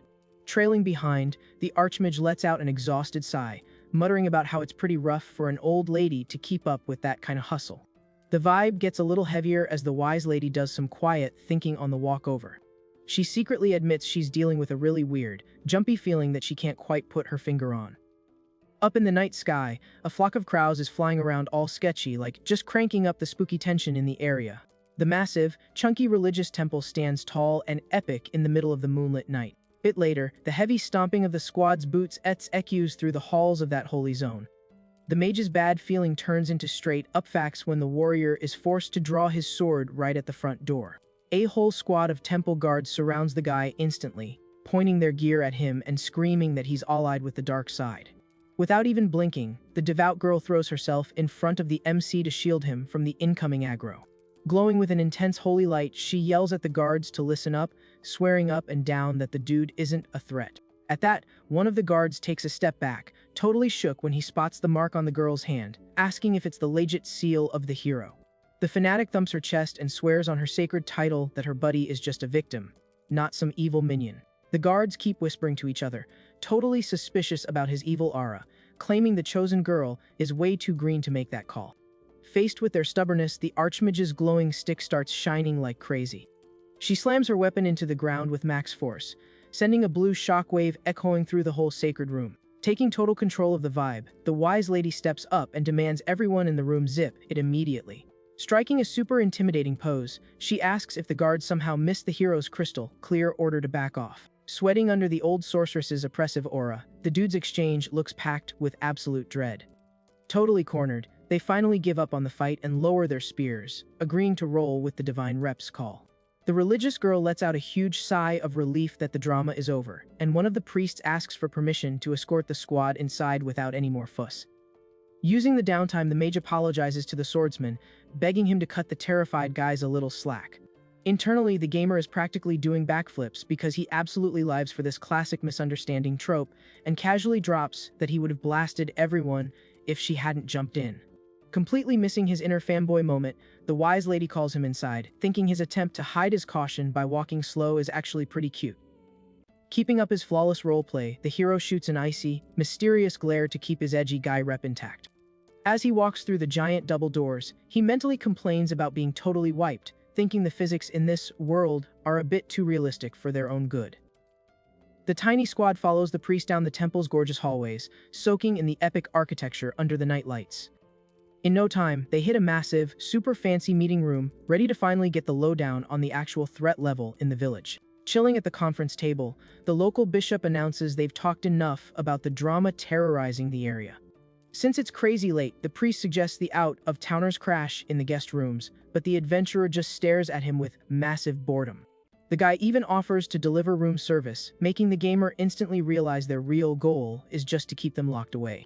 He wonders for a second if he's just being paranoid, but quickly decides it makes perfect sense to be suspicious after the hostile welcome they got at the door. Fed up with the endless red tape nonsense, the guy stands up, realizing all this fake politeness is draining his patience meter. Going full mask off on his arrogant, rebellious persona, he rejects the sleepover invite with zero chill. The warrior snaps that he'd rather sleep in the dirt 1,000 times over than crash in a den crawling with hypocrites, leaving the temple boss completely shook.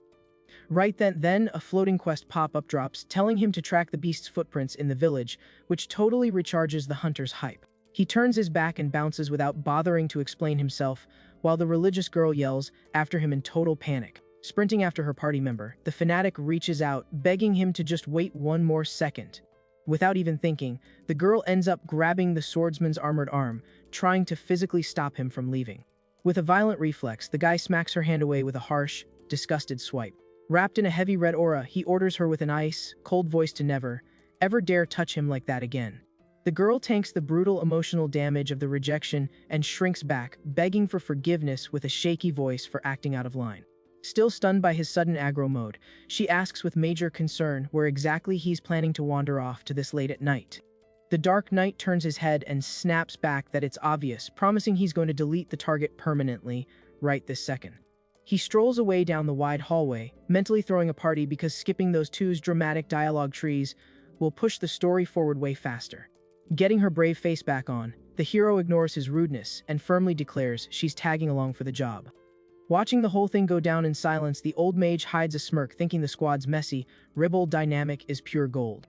The young girl turns to the bishop super politely and points out that the adventurer's proactive grind kind of exposes the temple's sad lack of action. Totally hyped for the upcoming hunt, she flags down the sorceress to chase after the party leader straight into the action. The two of them walk toward the exit, ditching the religious boss, who is still trying to process what just happened.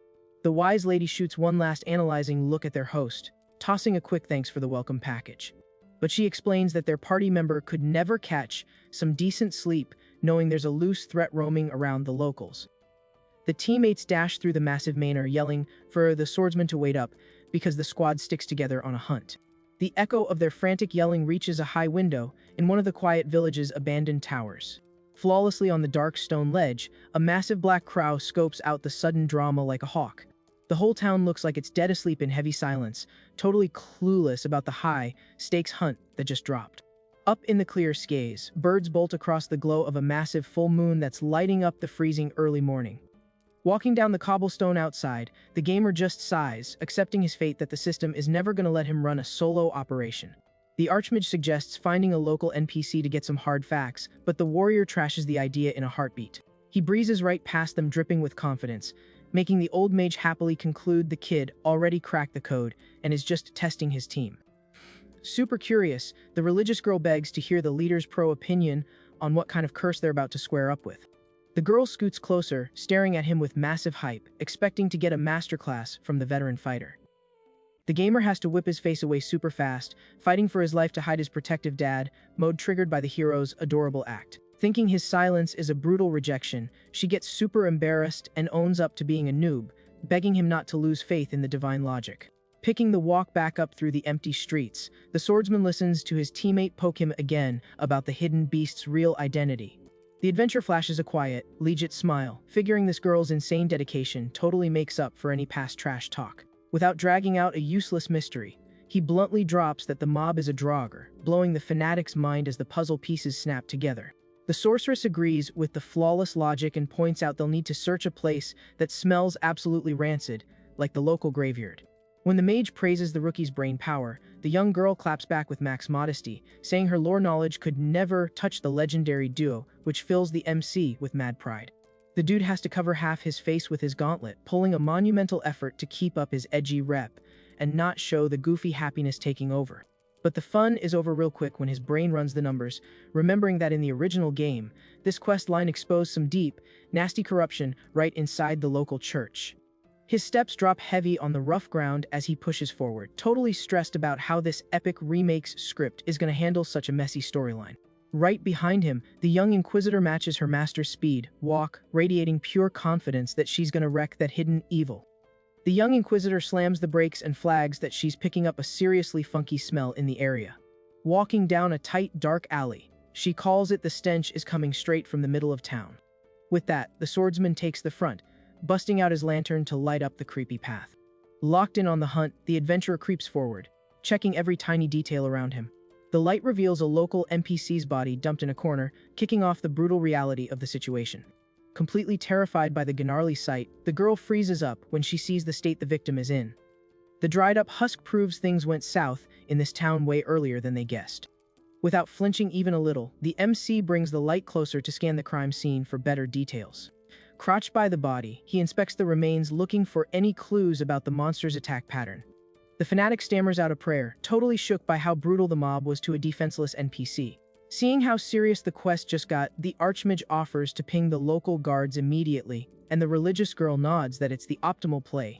The gamer lets out a frustrated sigh, remembering that tracking this specific beast is a massive headache because of the nasty trail it leaves behind. Ignoring his party members scrambling around, the kid keeps doing a deep dive scan on the dumped victim. Carefully checking the local, he mentally logs that they spawned in way too late to stop the disaster. Flexing a super serious, locked-in expression, the Dark Knight vows to personally handle the payback for this guy. Lifting the body up gently, he asks short and sweet for the victim to finally rest in peace. Right after, the young Inquisitor claps her hands together, announcing she's going to drop a prayer to guide the poor guy's spirit. Completely in the zone, the girl commits to her silent, max devotion prayer. Watching the scene play out, the adventurer secretly admits he's not huge into the religion meta, but he's gotta hand it to her, the roleplay is God. Tier. The Archmage pops back in the alley, giving the heads up that the guard NPCs are already en route to pick up the local. The veteran caster deduces the attack was super recent because the stench is still fresh, meaning the target's still roaming the spawn zone. Not wasting a single frame, she summons a massive, glowing magic circle on the floor to track the mob's path. The chill old lady explains that it's a high-tier tracking spell rigged to lock onto spooky residue. Even while warning the buff has a short timer, she promises it's enough to find the hazard's heady out. The MC blasts ahead with long strides, barking at the squad to keep up, which gets the young devotee super pumped. Matching the sprint, the fanatic drops her holy aura, loudly declaring she's gonna scrub the evil filth straight off the map. Noticing her crazy bright glow, the swordsman is just relieved they won't get lost in the dark textures now. Booking it down the street after the magic marker, the gamer admits he's a solo player at heart, but acknowledges having a solid support party makes the grind way easier. Completely tunneled on his objective, the hunter keeps his eyes peeled for any sketchy aggro. But suddenly, his heavy boots hit the brakes dead in the middle of the cobblestones. Caught off guard by the sudden stop, the devout girl crashes hard right into the hero's back. Staring at the wall ahead, the squad realizes with massive annoyance that the magic trail runs straight into a giant dead end. The Archmage inspects the stone wall and guesses the creature clipped right through the geometry in some creepy way. The wise lady suggests grabbing the high ground to find an alt route, and the gamer agrees that's the most big brain play. However, the kid cracks a tiny grin, choosing to absolutely abuse the broken physics mechanics of this virtual sandbox. The old mage's eyes go wide, completely flabbergasted, asking if he seriously plans to pull that crazy stunt again. Ignoring the warning, the warrior winds up his jump animation and launches himself with monstrous force straight at the top of the wall. Scaling the building with insane parkour skills, he clears several meters in literally half a second. With one last powerhouse boost, the Dark Knight rockets across the night sky, lit by the full moon. His metal-plated glove clamps down hard on the edge of the tallest roof in the village. Pulling his character model up like it's nothing, he finally perches on the roof, scanning the rendered map from way up high. The landing is flawless and completely muted, showing off his total mastery over his speed class mechanics. Down below in the alley, the devout girl stares up, totally starstruck by her master's epic flex. The archmage lets out a defeated sigh, pointing out just how reckless and stubborn the dude can actually be. From the high ground, the swordsman watches his teammates stuck in the low-level zone, ready to keep pushing his solo hunt. Totally hyped, the gamer vibrates with joy, feeling the adrenaline of traversing the map with such insane movement freedom. Hopping across the roofs, he geeks out over how realistic the fall damage physics and the wind in his face rendering are. Flashing a wide grin, the kid jokes that he unlocked a hidden jumping talent, but decides to refocus his attention back on the quest. Sprinting at full speed, the MC realizes he's got to spot the beast before the tracking buff timer hits 0. Parking at the edge of a tall house, he locks his crosshairs on the dark ground and whispers that he secured the target. Staring at the stealth mob, the warrior roasts it for using garbage stealth mechanics to hide like a random bug. Rocking a ruthless, calculating glare, he measures the exact range needed to trigger the perfect ambush. Winding up on the roof geometry, he drops a menace line about how this useless run ends right here. The Dark Knight dive bombs like a lethal meteor straight into the empty village streets. Fully committing to his unhinged roleplay persona, the gamer lets out a loud, evil laugh as he plummets into the boss fight. Gripping his massive weapon, he mentally praises the absolute peak game design that lets you get this stupidly immersed. The epic impact shatters the floor, blasting a huge pillar of dark energy just as he finishes his cool one-liner. Burying his sword deep into the busted pavement, the swordsman yells out his rage for the innocent victim. Forced to drop its burrow state, the armored creature pops out of the darkness, staring down its hardcore attacker. But the kid's intimidating face vanishes in a split second, replaced by pure utter confusion. Looking left and right down the empty street, the gamer finds it super weird that his party members didn't magically teleport right next to him.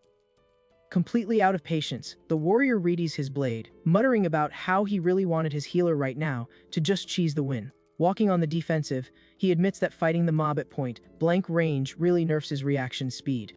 His slow pace shows he's hesitating, thinking about stalling the fight until the system respawns his lost teammates. Suddenly, the adventurer pings a weird presence sneaking up behind him and guesses it's another totally unscripted bug. A hooded dude pops out of the shadows, praising the warrior's guts for actually pulling his aggro on purpose. Oozing a heavy aura, the edgy cultist warns in a spooky voice that his curse boss is looking for the kid. The swordsman drops his villain act instantly, having zero clue what this weird intro is supposed to mean. His brain is overheating trying to figure out why a dark faction NPC is trying to be friendly with a literal sworn enemy.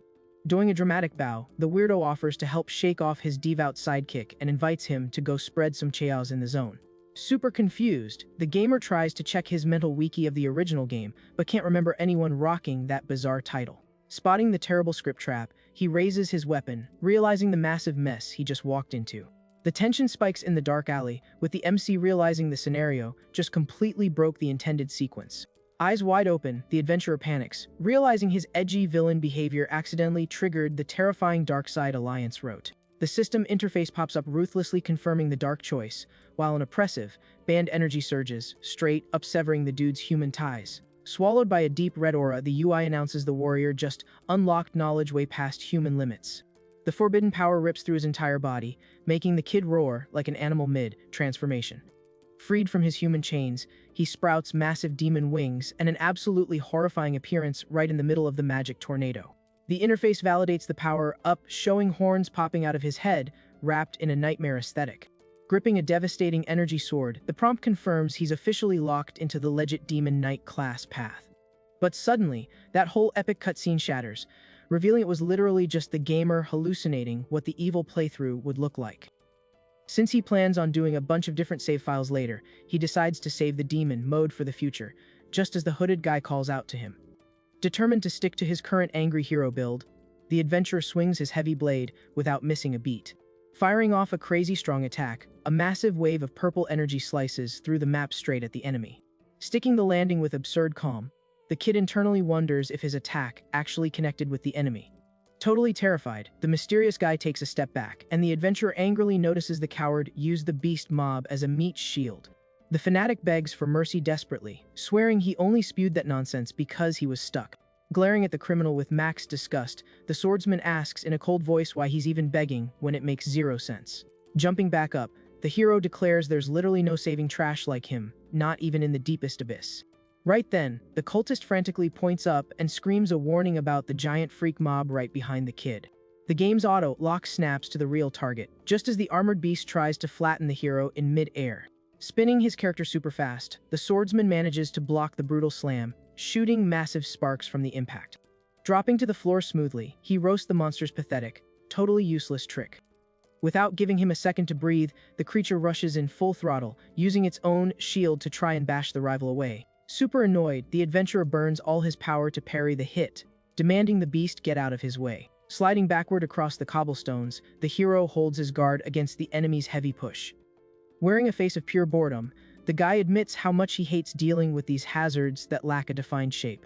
Dodging the next attack cleanly, he figures the coward support NPC just buffed the freak, making this fight way too tedious. Mapping out the optimal strategy, the hunter decides it's way easier to just snipe the summoner first. Plus, an excited grin pops on his face when he remembers he's got a fresh skill he wants to test out right here. In a flashy move, the warrior dashes off the ground, completely ignoring the armored beast. Trying to guard its master, the freak fires a massive wave of dark energy straight at the intruder. Dashing straight through the hazard, the gamer triggers the leftover effect from his last skill.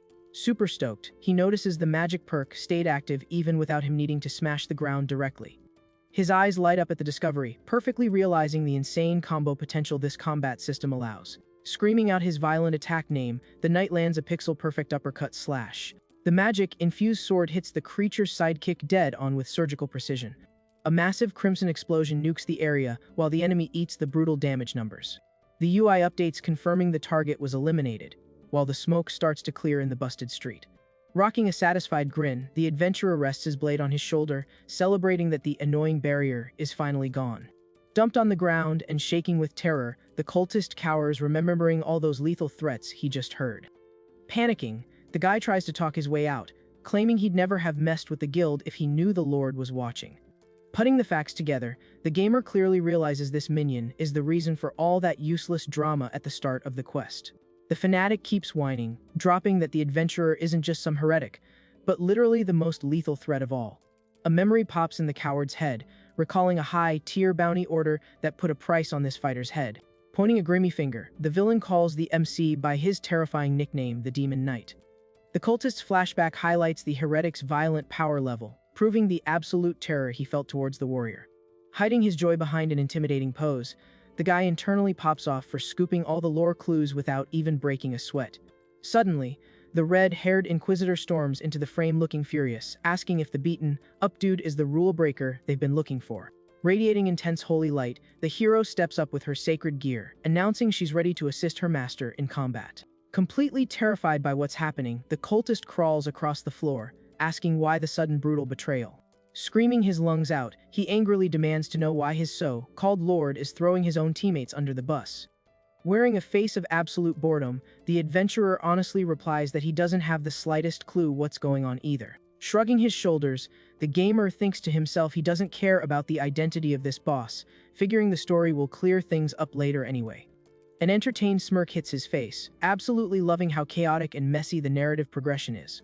Snapping right back into his scary roleplay mode, he lifts his massive weapon to wrap up the fight. Wrapped in a dark blue aura, the hero states that trash like him doesn't have the right to ask questions. A blast of magic crashes down violently the exact moment he tells the criminal to pay for his own crimes. With that night boss fight wrapped, morning light shines on the massive religious temple in the center of town. The squad's boots echo down the fancy mansion hallways, drawing stares from all the local religious folks. Resting the blade on his shoulder with pure arrogance, the knight leads his team looking solid as a rock. Behind him, the red-headed Inquisitor shadows her commander, looking 100% confident. Stopping dead in front of the religious brass, the warrior flashes a smirk and announces the target somehow survived the fight.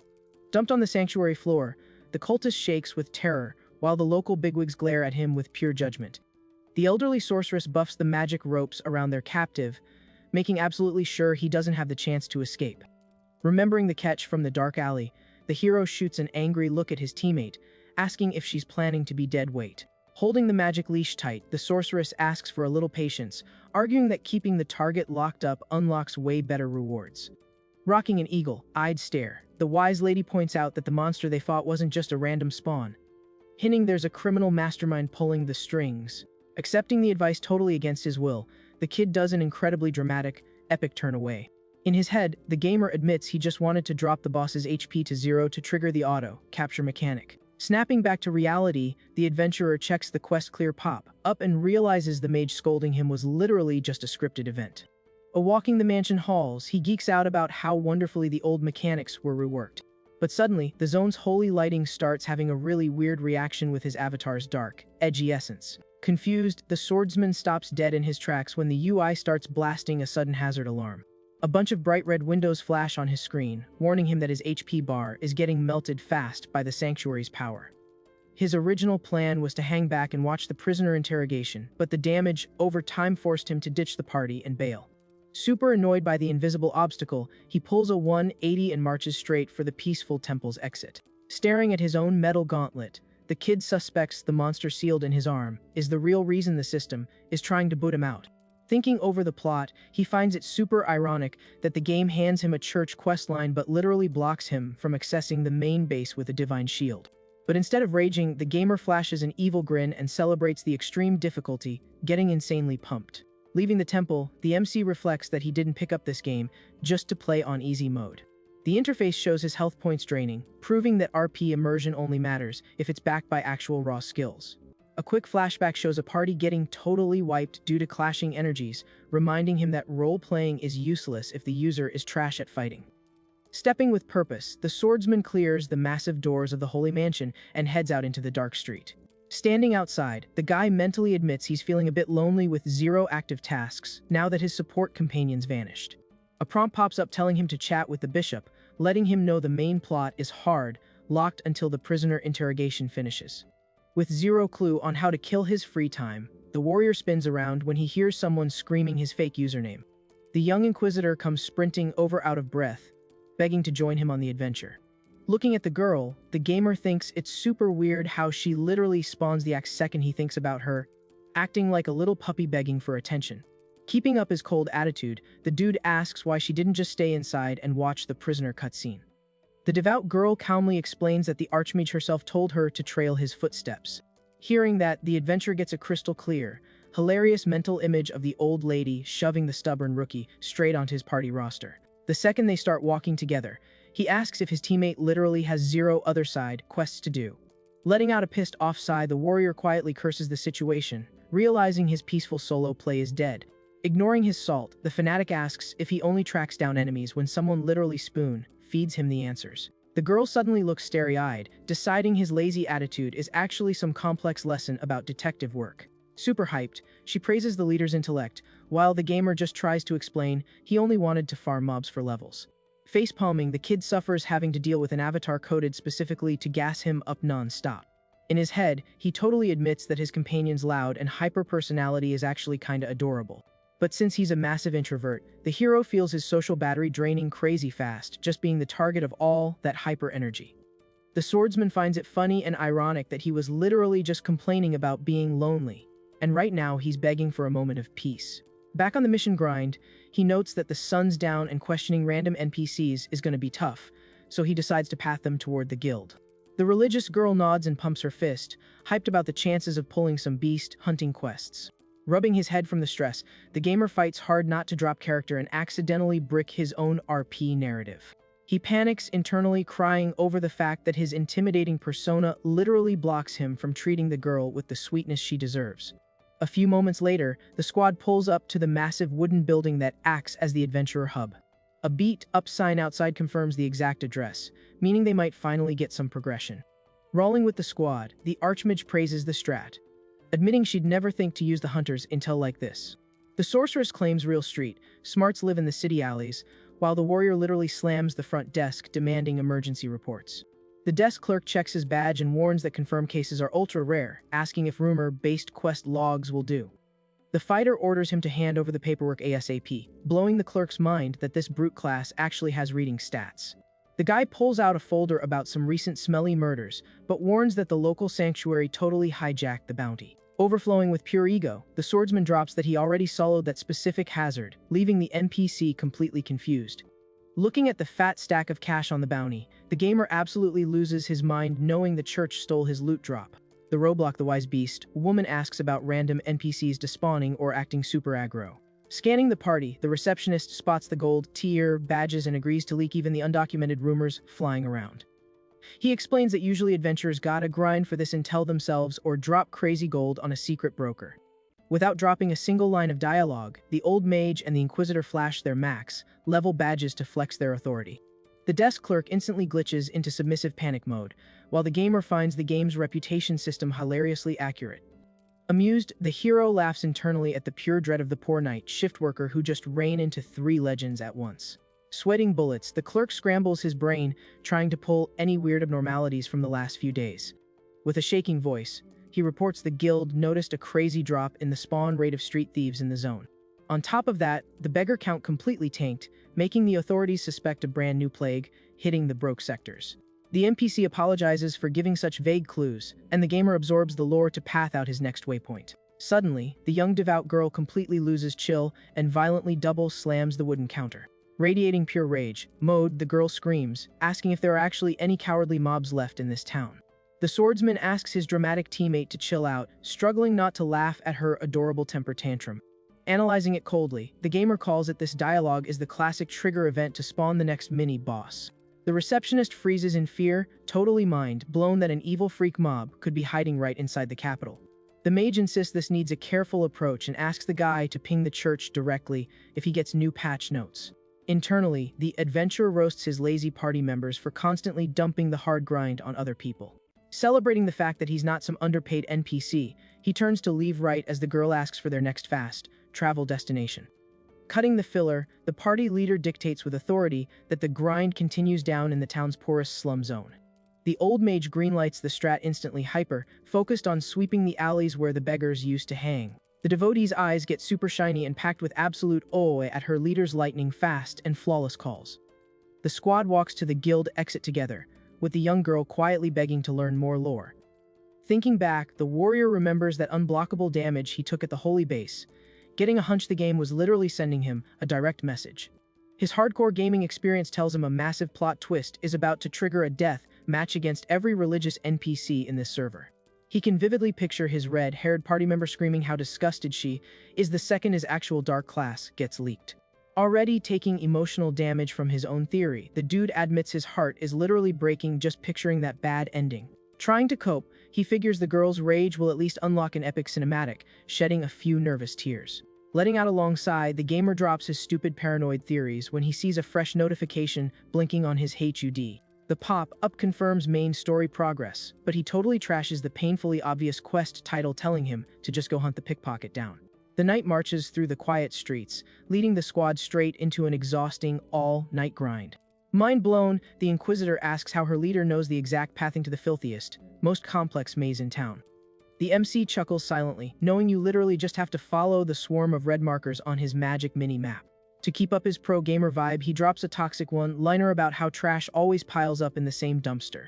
His UI flags multiple human targets marked as hostile packed into the narrow streets just ahead. Keeping his ruthless walking pace, the swordsman shoots a quick glance at the fanatic girl. Trying to break the ice, the warrior warns that a zone packed with cowards and filth is basically the worst possible spawn for her. His shadow stretches across the stone floor as he walks all chill, promising he'll tank all the physical aggro in the area. The top-down camera view shows off the crazy amount of fragile shacks in the sector, totally swallowed by the violent knight's shadows. But the second they finally hit the hell hole, the kid's face drops and he asks about some trash talk he just heard. Pinned against a wall, a local thug starts sweating buckets, trying to survive the terrifying vibe of this interrogation mini-game. Tied up and dumped by a cauldron in the shack, the bandit realizes acting tough does zero damage against this level of brutality. The devotee chokes out the tied-up punk, demanding he swear to the heavens and only spit straight facts. Gripping her weapon tight, the religious girl asks in a scary tone if he's 100% sure the church NPCs kidnapped those people. A few frames before all this chaos, the team was just casually walking through the creepy alleys of that high-risk zone. The swordsman was pathing the route, totally ignoring the girl with his classic oppressive edgelord vibe. Meanwhile, the devout girl is whipping her head around, triggered by every sketchy sound in the dark.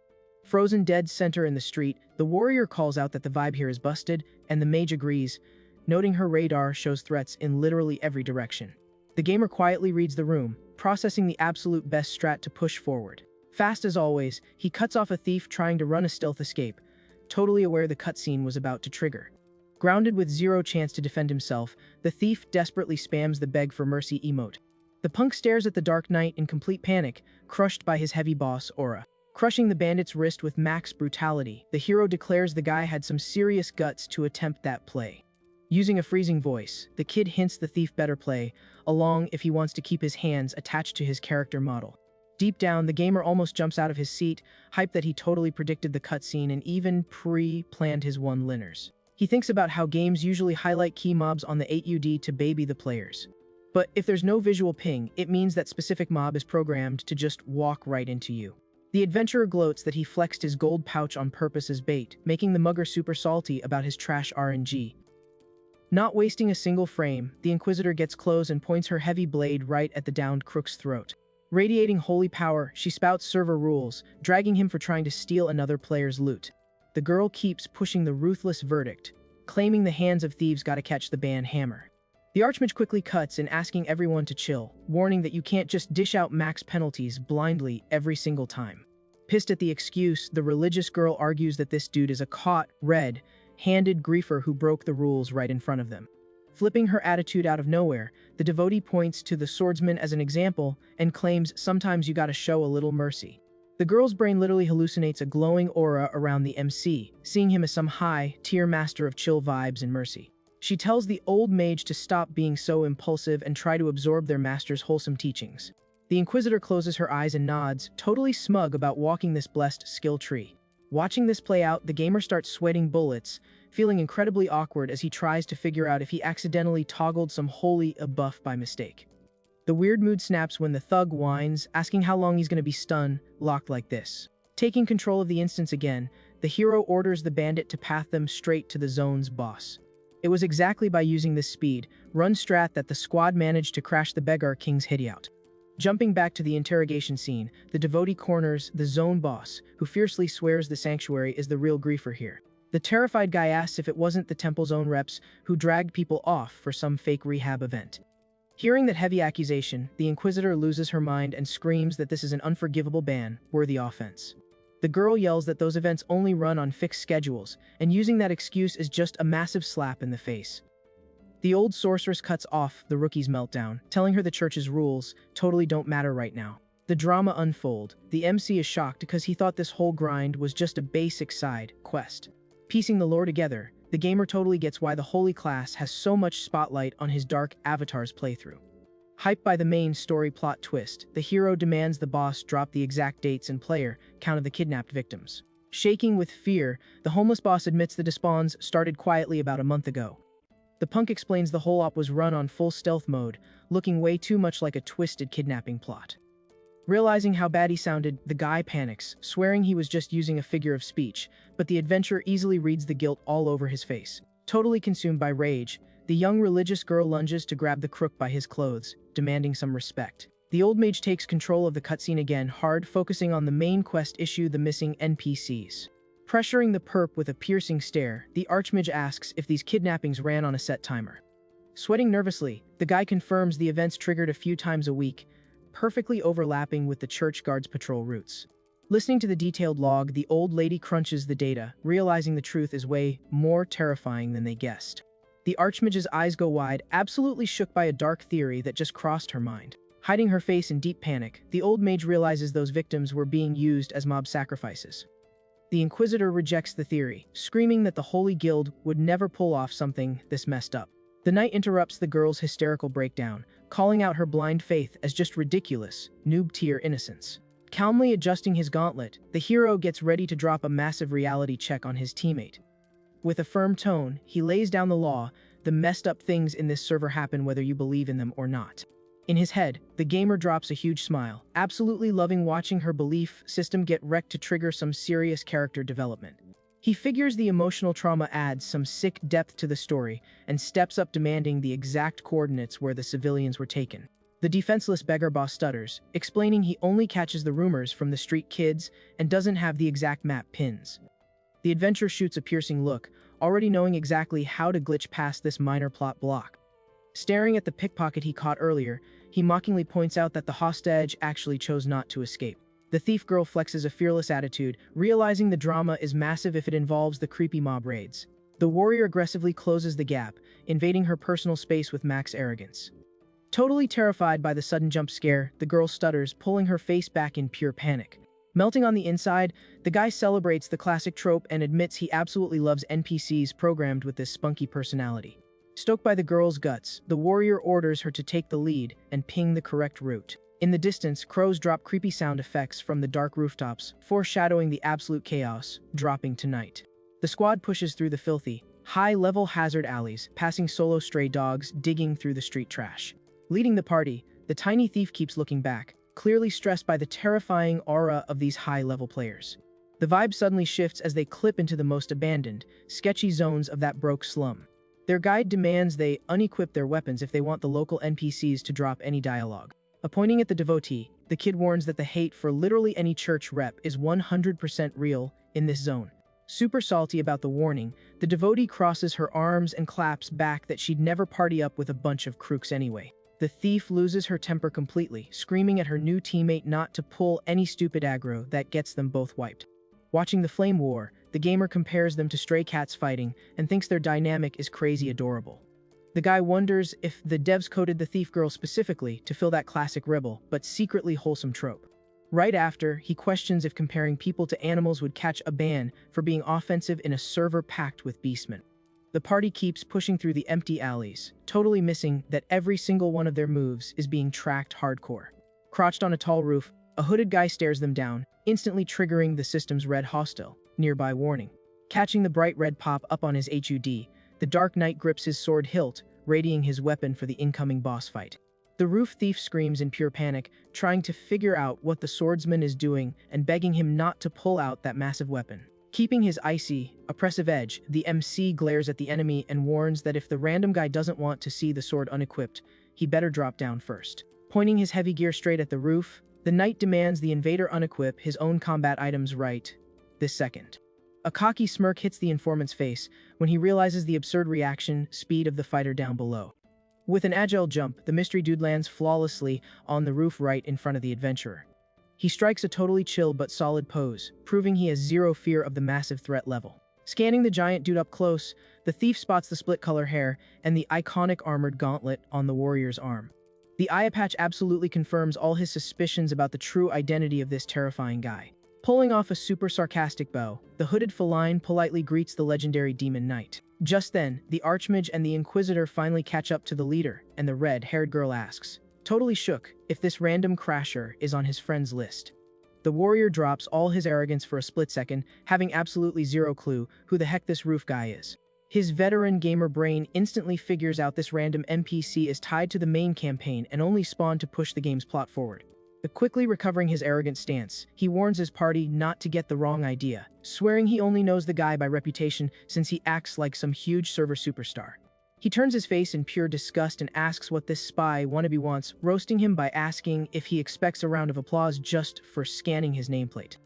Letting out a hyped laugh, the feline dude claps back calmly, saying he was literally just about to ask the exact same question. The rogue's glare gets super sharp as he tries to figure out why such a mismatched squad traveled all this way down to this dump. The devotee loses her cool instantly, screaming in rage about how this guy dares to treat them like basic holy guard dogs.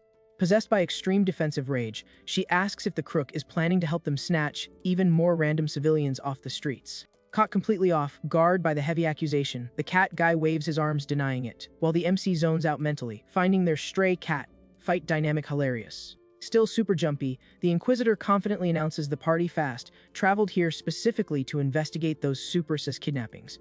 The rogue freezes for a brief second, trying to process the shocking lore drop that the kids were dragged off by those violent freak mobs. Connecting the dots of this creepy puzzle, the hooded guy finally grasps the real, massive scale of the threat haunting the town. Rocking his usual stubborn, grumpy face, the knight loudly deduces that the local church itself might be in on the dirty scam. The old wise lady takes the dialogue lead like a pro, arguing they're just out of towners looking for the truth, since they have zero faith in the guild. Using a super chill tone, the Archmage begs the high-tier spy to carry the squad so they can save more NPCs from getting wrecked. The thief turns his head right away, showing major doubts about partying up with players who run such extreme, high-risk builds. His green eyes flash bright as he silently calculates the actual hardcore risks of jumping into this massive gang war. Deciding to co-up, the feline snaps his fingers in the air, signaling he just locked in his final choice on the matter. He turns his back, planning to stealth into the dark alley, and tells the squad to port back to the sanctuary and drop the intel ASAP. The adventurer stares at him with peak boredom and sharply asks if the wannabe hero seriously plans to solo the rescue mission.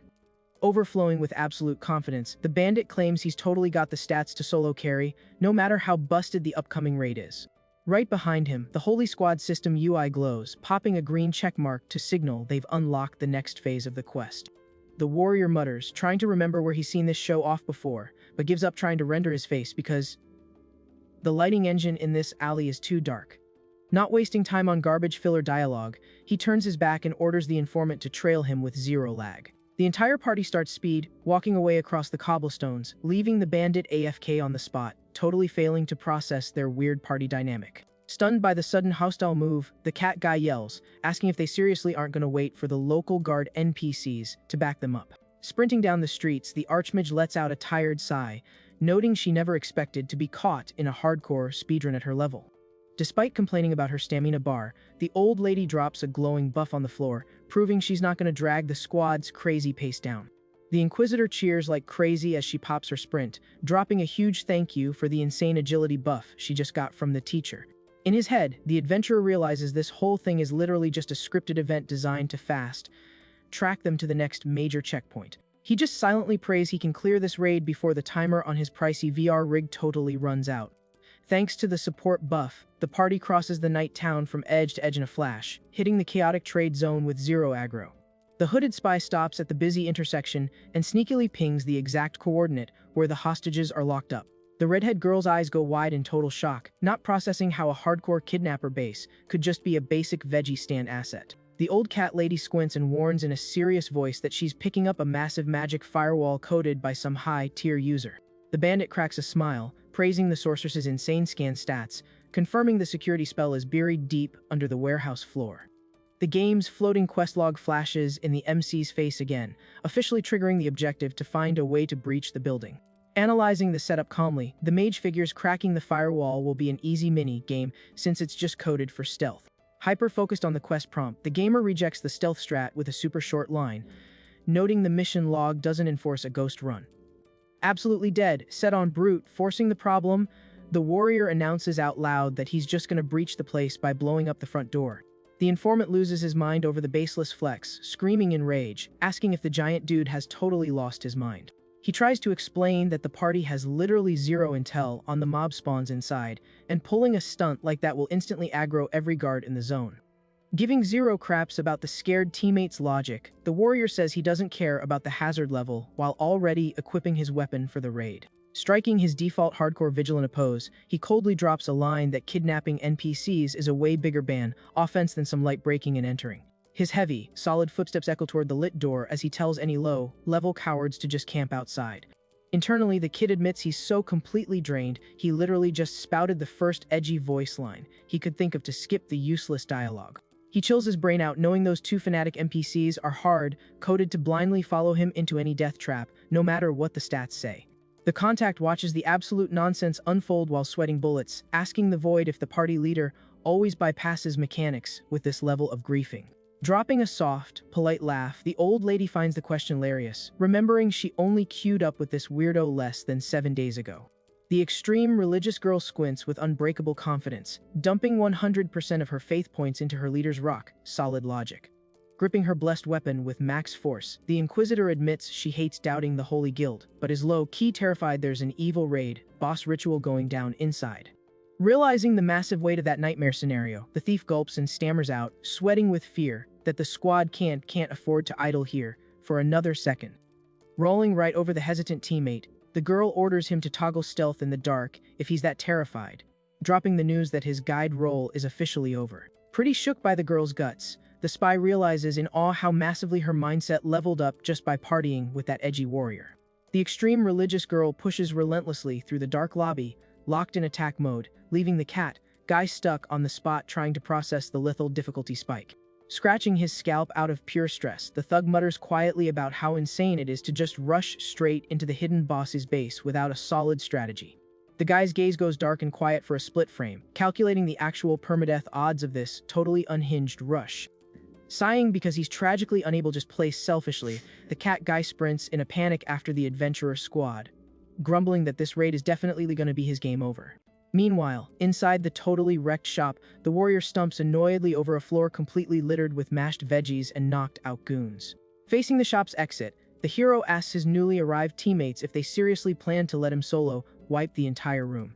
Standing in the middle of the massive mess he just caused, the fighter drops the update that he already cleared the first floor mob wave and is ready to push the dungeon descent.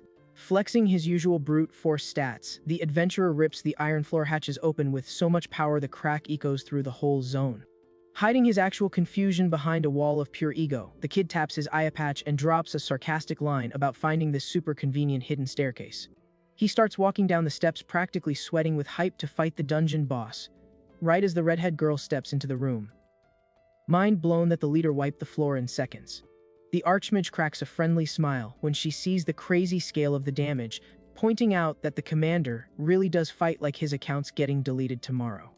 Frozen at the top of the hidden stairs, the adventurer drops a warning that anyone who's scared can log out right now, while silently admitting he totally just waiting for the party to catch up. The Inquisitor sprints right behind him, shield up, begging the DPS not to ditch the squad. Taking smooth, silent steps, the hero walks down the pitch-black stairs, keeping his epic persona locked in. But suddenly, he halts his movement and looks over his shoulder, totally thrown off by the weird feedback he just caught. The guy picks up a sketchy presence that's basically causing static in the room, trying to process what kind of broken aura this is. Right behind him, the fanatic boosts her speed and confidently pings that she's picking up some seriously nasty dark energy leaking from the basement. The old mage matches the fast pace and warns that the enemy mobs are 100% scripting up something massively bad down there. The feline spy agrees to hustle, while the Archmage casts a haste buff to speed up the whole party's descent. Scanning his party's pathing, the gamer realizes with massive hype that this is going to be his very first actual team fight inside this VR server. He wonders with huge curiosity exactly how big brain and realistic the AI on these companions will be during a legit boss fight. Completely hyped about this fresh content, the adventurer admits he's way too eager to test out the squad's synergy in the combat arena. The party finally hits the bottom of the endless stairs, breaching the hidden underground hallway. Massive shiny magic flash detonates in the room, officially announcing the hero's sudden destructive spawn. The hooded cultists whip their heads around in pure shock, realizing their secret base just got totally exposed. Absolutely panicking, one of the minions screams that the summoning channel isn't even finished yet. The faction boss rages, screaming about the terrible RNG of getting their raid interrupted at the worst possible frame. Stealthed behind the squad, the spy points in awe at the party commander's epic, fearless stance.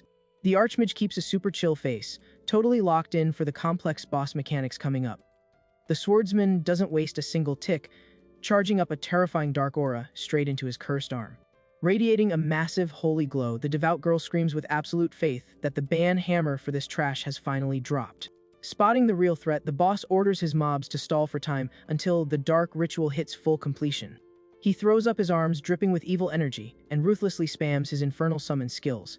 Nightmare fuel skulls start clipping out of the ground the exact moment the cultist calls in his hell spawns. A whole battalion of edgy skeletons boots up fast, trying to body block the attacker's rush. The old sorceress calls for a peel so she can channel her spell, and the cat rogue confidently promises he'll hold down her backline.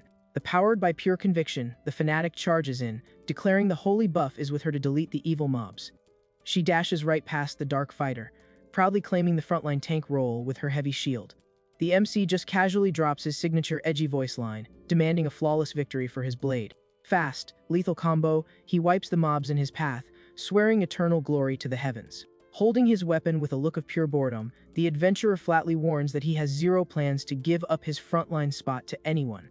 The devotee freezes for a second, totally starry-eyed by her teammates' insane mechanics in the combat zone.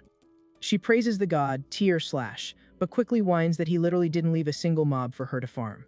Gripping her weapon tight, the girl promises she's gonna prove her own worth against this dungeon wave. Unloading a massive glowing strike, the fighter deletes a monster, declaring she's the squad's official main tank. Checking out his teammates' DPS, the gamer gets salty when he notices her kills aren't feeding his XP bar at all. Deciding not to bleed any more points, he goes back to hacking targets while trying to figure out the next phases of the raid. A quick glitch of doubt crosses his mind as he remembers a super specific mechanic about ritual events in this game. Meanwhile, the cult boss keeps channeling even more dark energy to spawn way more lethal mobs into the arena. The cursed criminal screams with rage, swearing the intruders are gonna pay a massive penalty for this banned raid. Pointing straight at the young warrior, the fanatic orders his beast to consume him as the event's first sacrifice.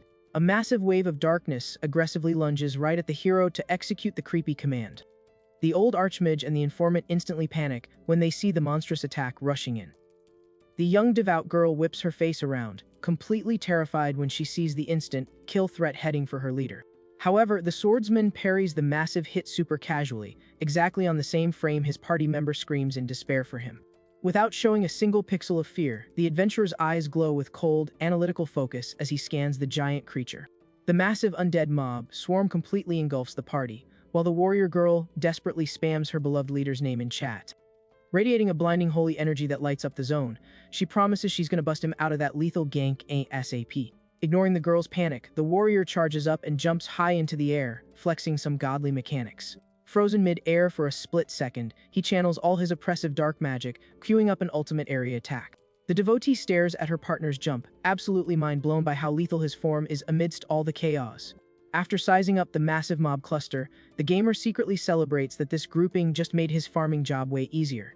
Dead set on finishing this in one phase, he menacingly announces he's gonna wipe every single one of these bugs at the exact same time. With a lethal dive, bomb to the ground, the adventurer plants his massive sword straight into the stone floor of the hideout. A massive kinetic energy blast nukes the entire area, instantly vaporizing the freak mobs in a fraction of a second. The Inquisitor is forced to throw up her heavy shield just to try and block the brutal knockback wind from that insane spell. Totally stunned by the sheer chaos, she praises the colossal damage her partner just dropped on the room. The villain boss gets violently ragdolled backwards, shaking with terror as he witnesses that absolute screen wipe magic. Grounded and with zero shields, the fanatic begs for a heal right as the hooded rogue stealths up directly behind him. On the opposite side of the ruined boss room, the MC slowly stands up in the middle of the dust cloud, rocking a dead serious, lethal expression. Focused entirely on the main quest objective, the adventurer locks onto the cult leader responsible for causing this entire massive headache. The cult leader drops into pure panic mode when he realizes he just became the young warrior's next target. Panicking over his own life bar, he orders his last few trash mobs to rush the hero and try to stall the fight. But the swordsman shreds the leftover mobs without burning any stamina, forcing the villain to scream at him to stay away. With zero actual win conditions left, the coward turns his back and runs away crying, begging not to get his account deleted. The cat's eye pops up, casually body, blocking the escape route, letting him know that path is officially locked. Dropping an ice-cold tone and a dark face, the MC sentences the criminal to drop into the deepest pit of the Shadow Realm. A strike packed with cursed energy slices through the room with zero mercy to dish out the final permaban to that piece of trash. The brutal hit catches the fanatic dead in the back, launching him violently right into the center of his own magic circle. The completely defeated and dumped on the stone floor, the cursed guy drops to 0 HP, dropping the final curtain on this whole underground nightmare.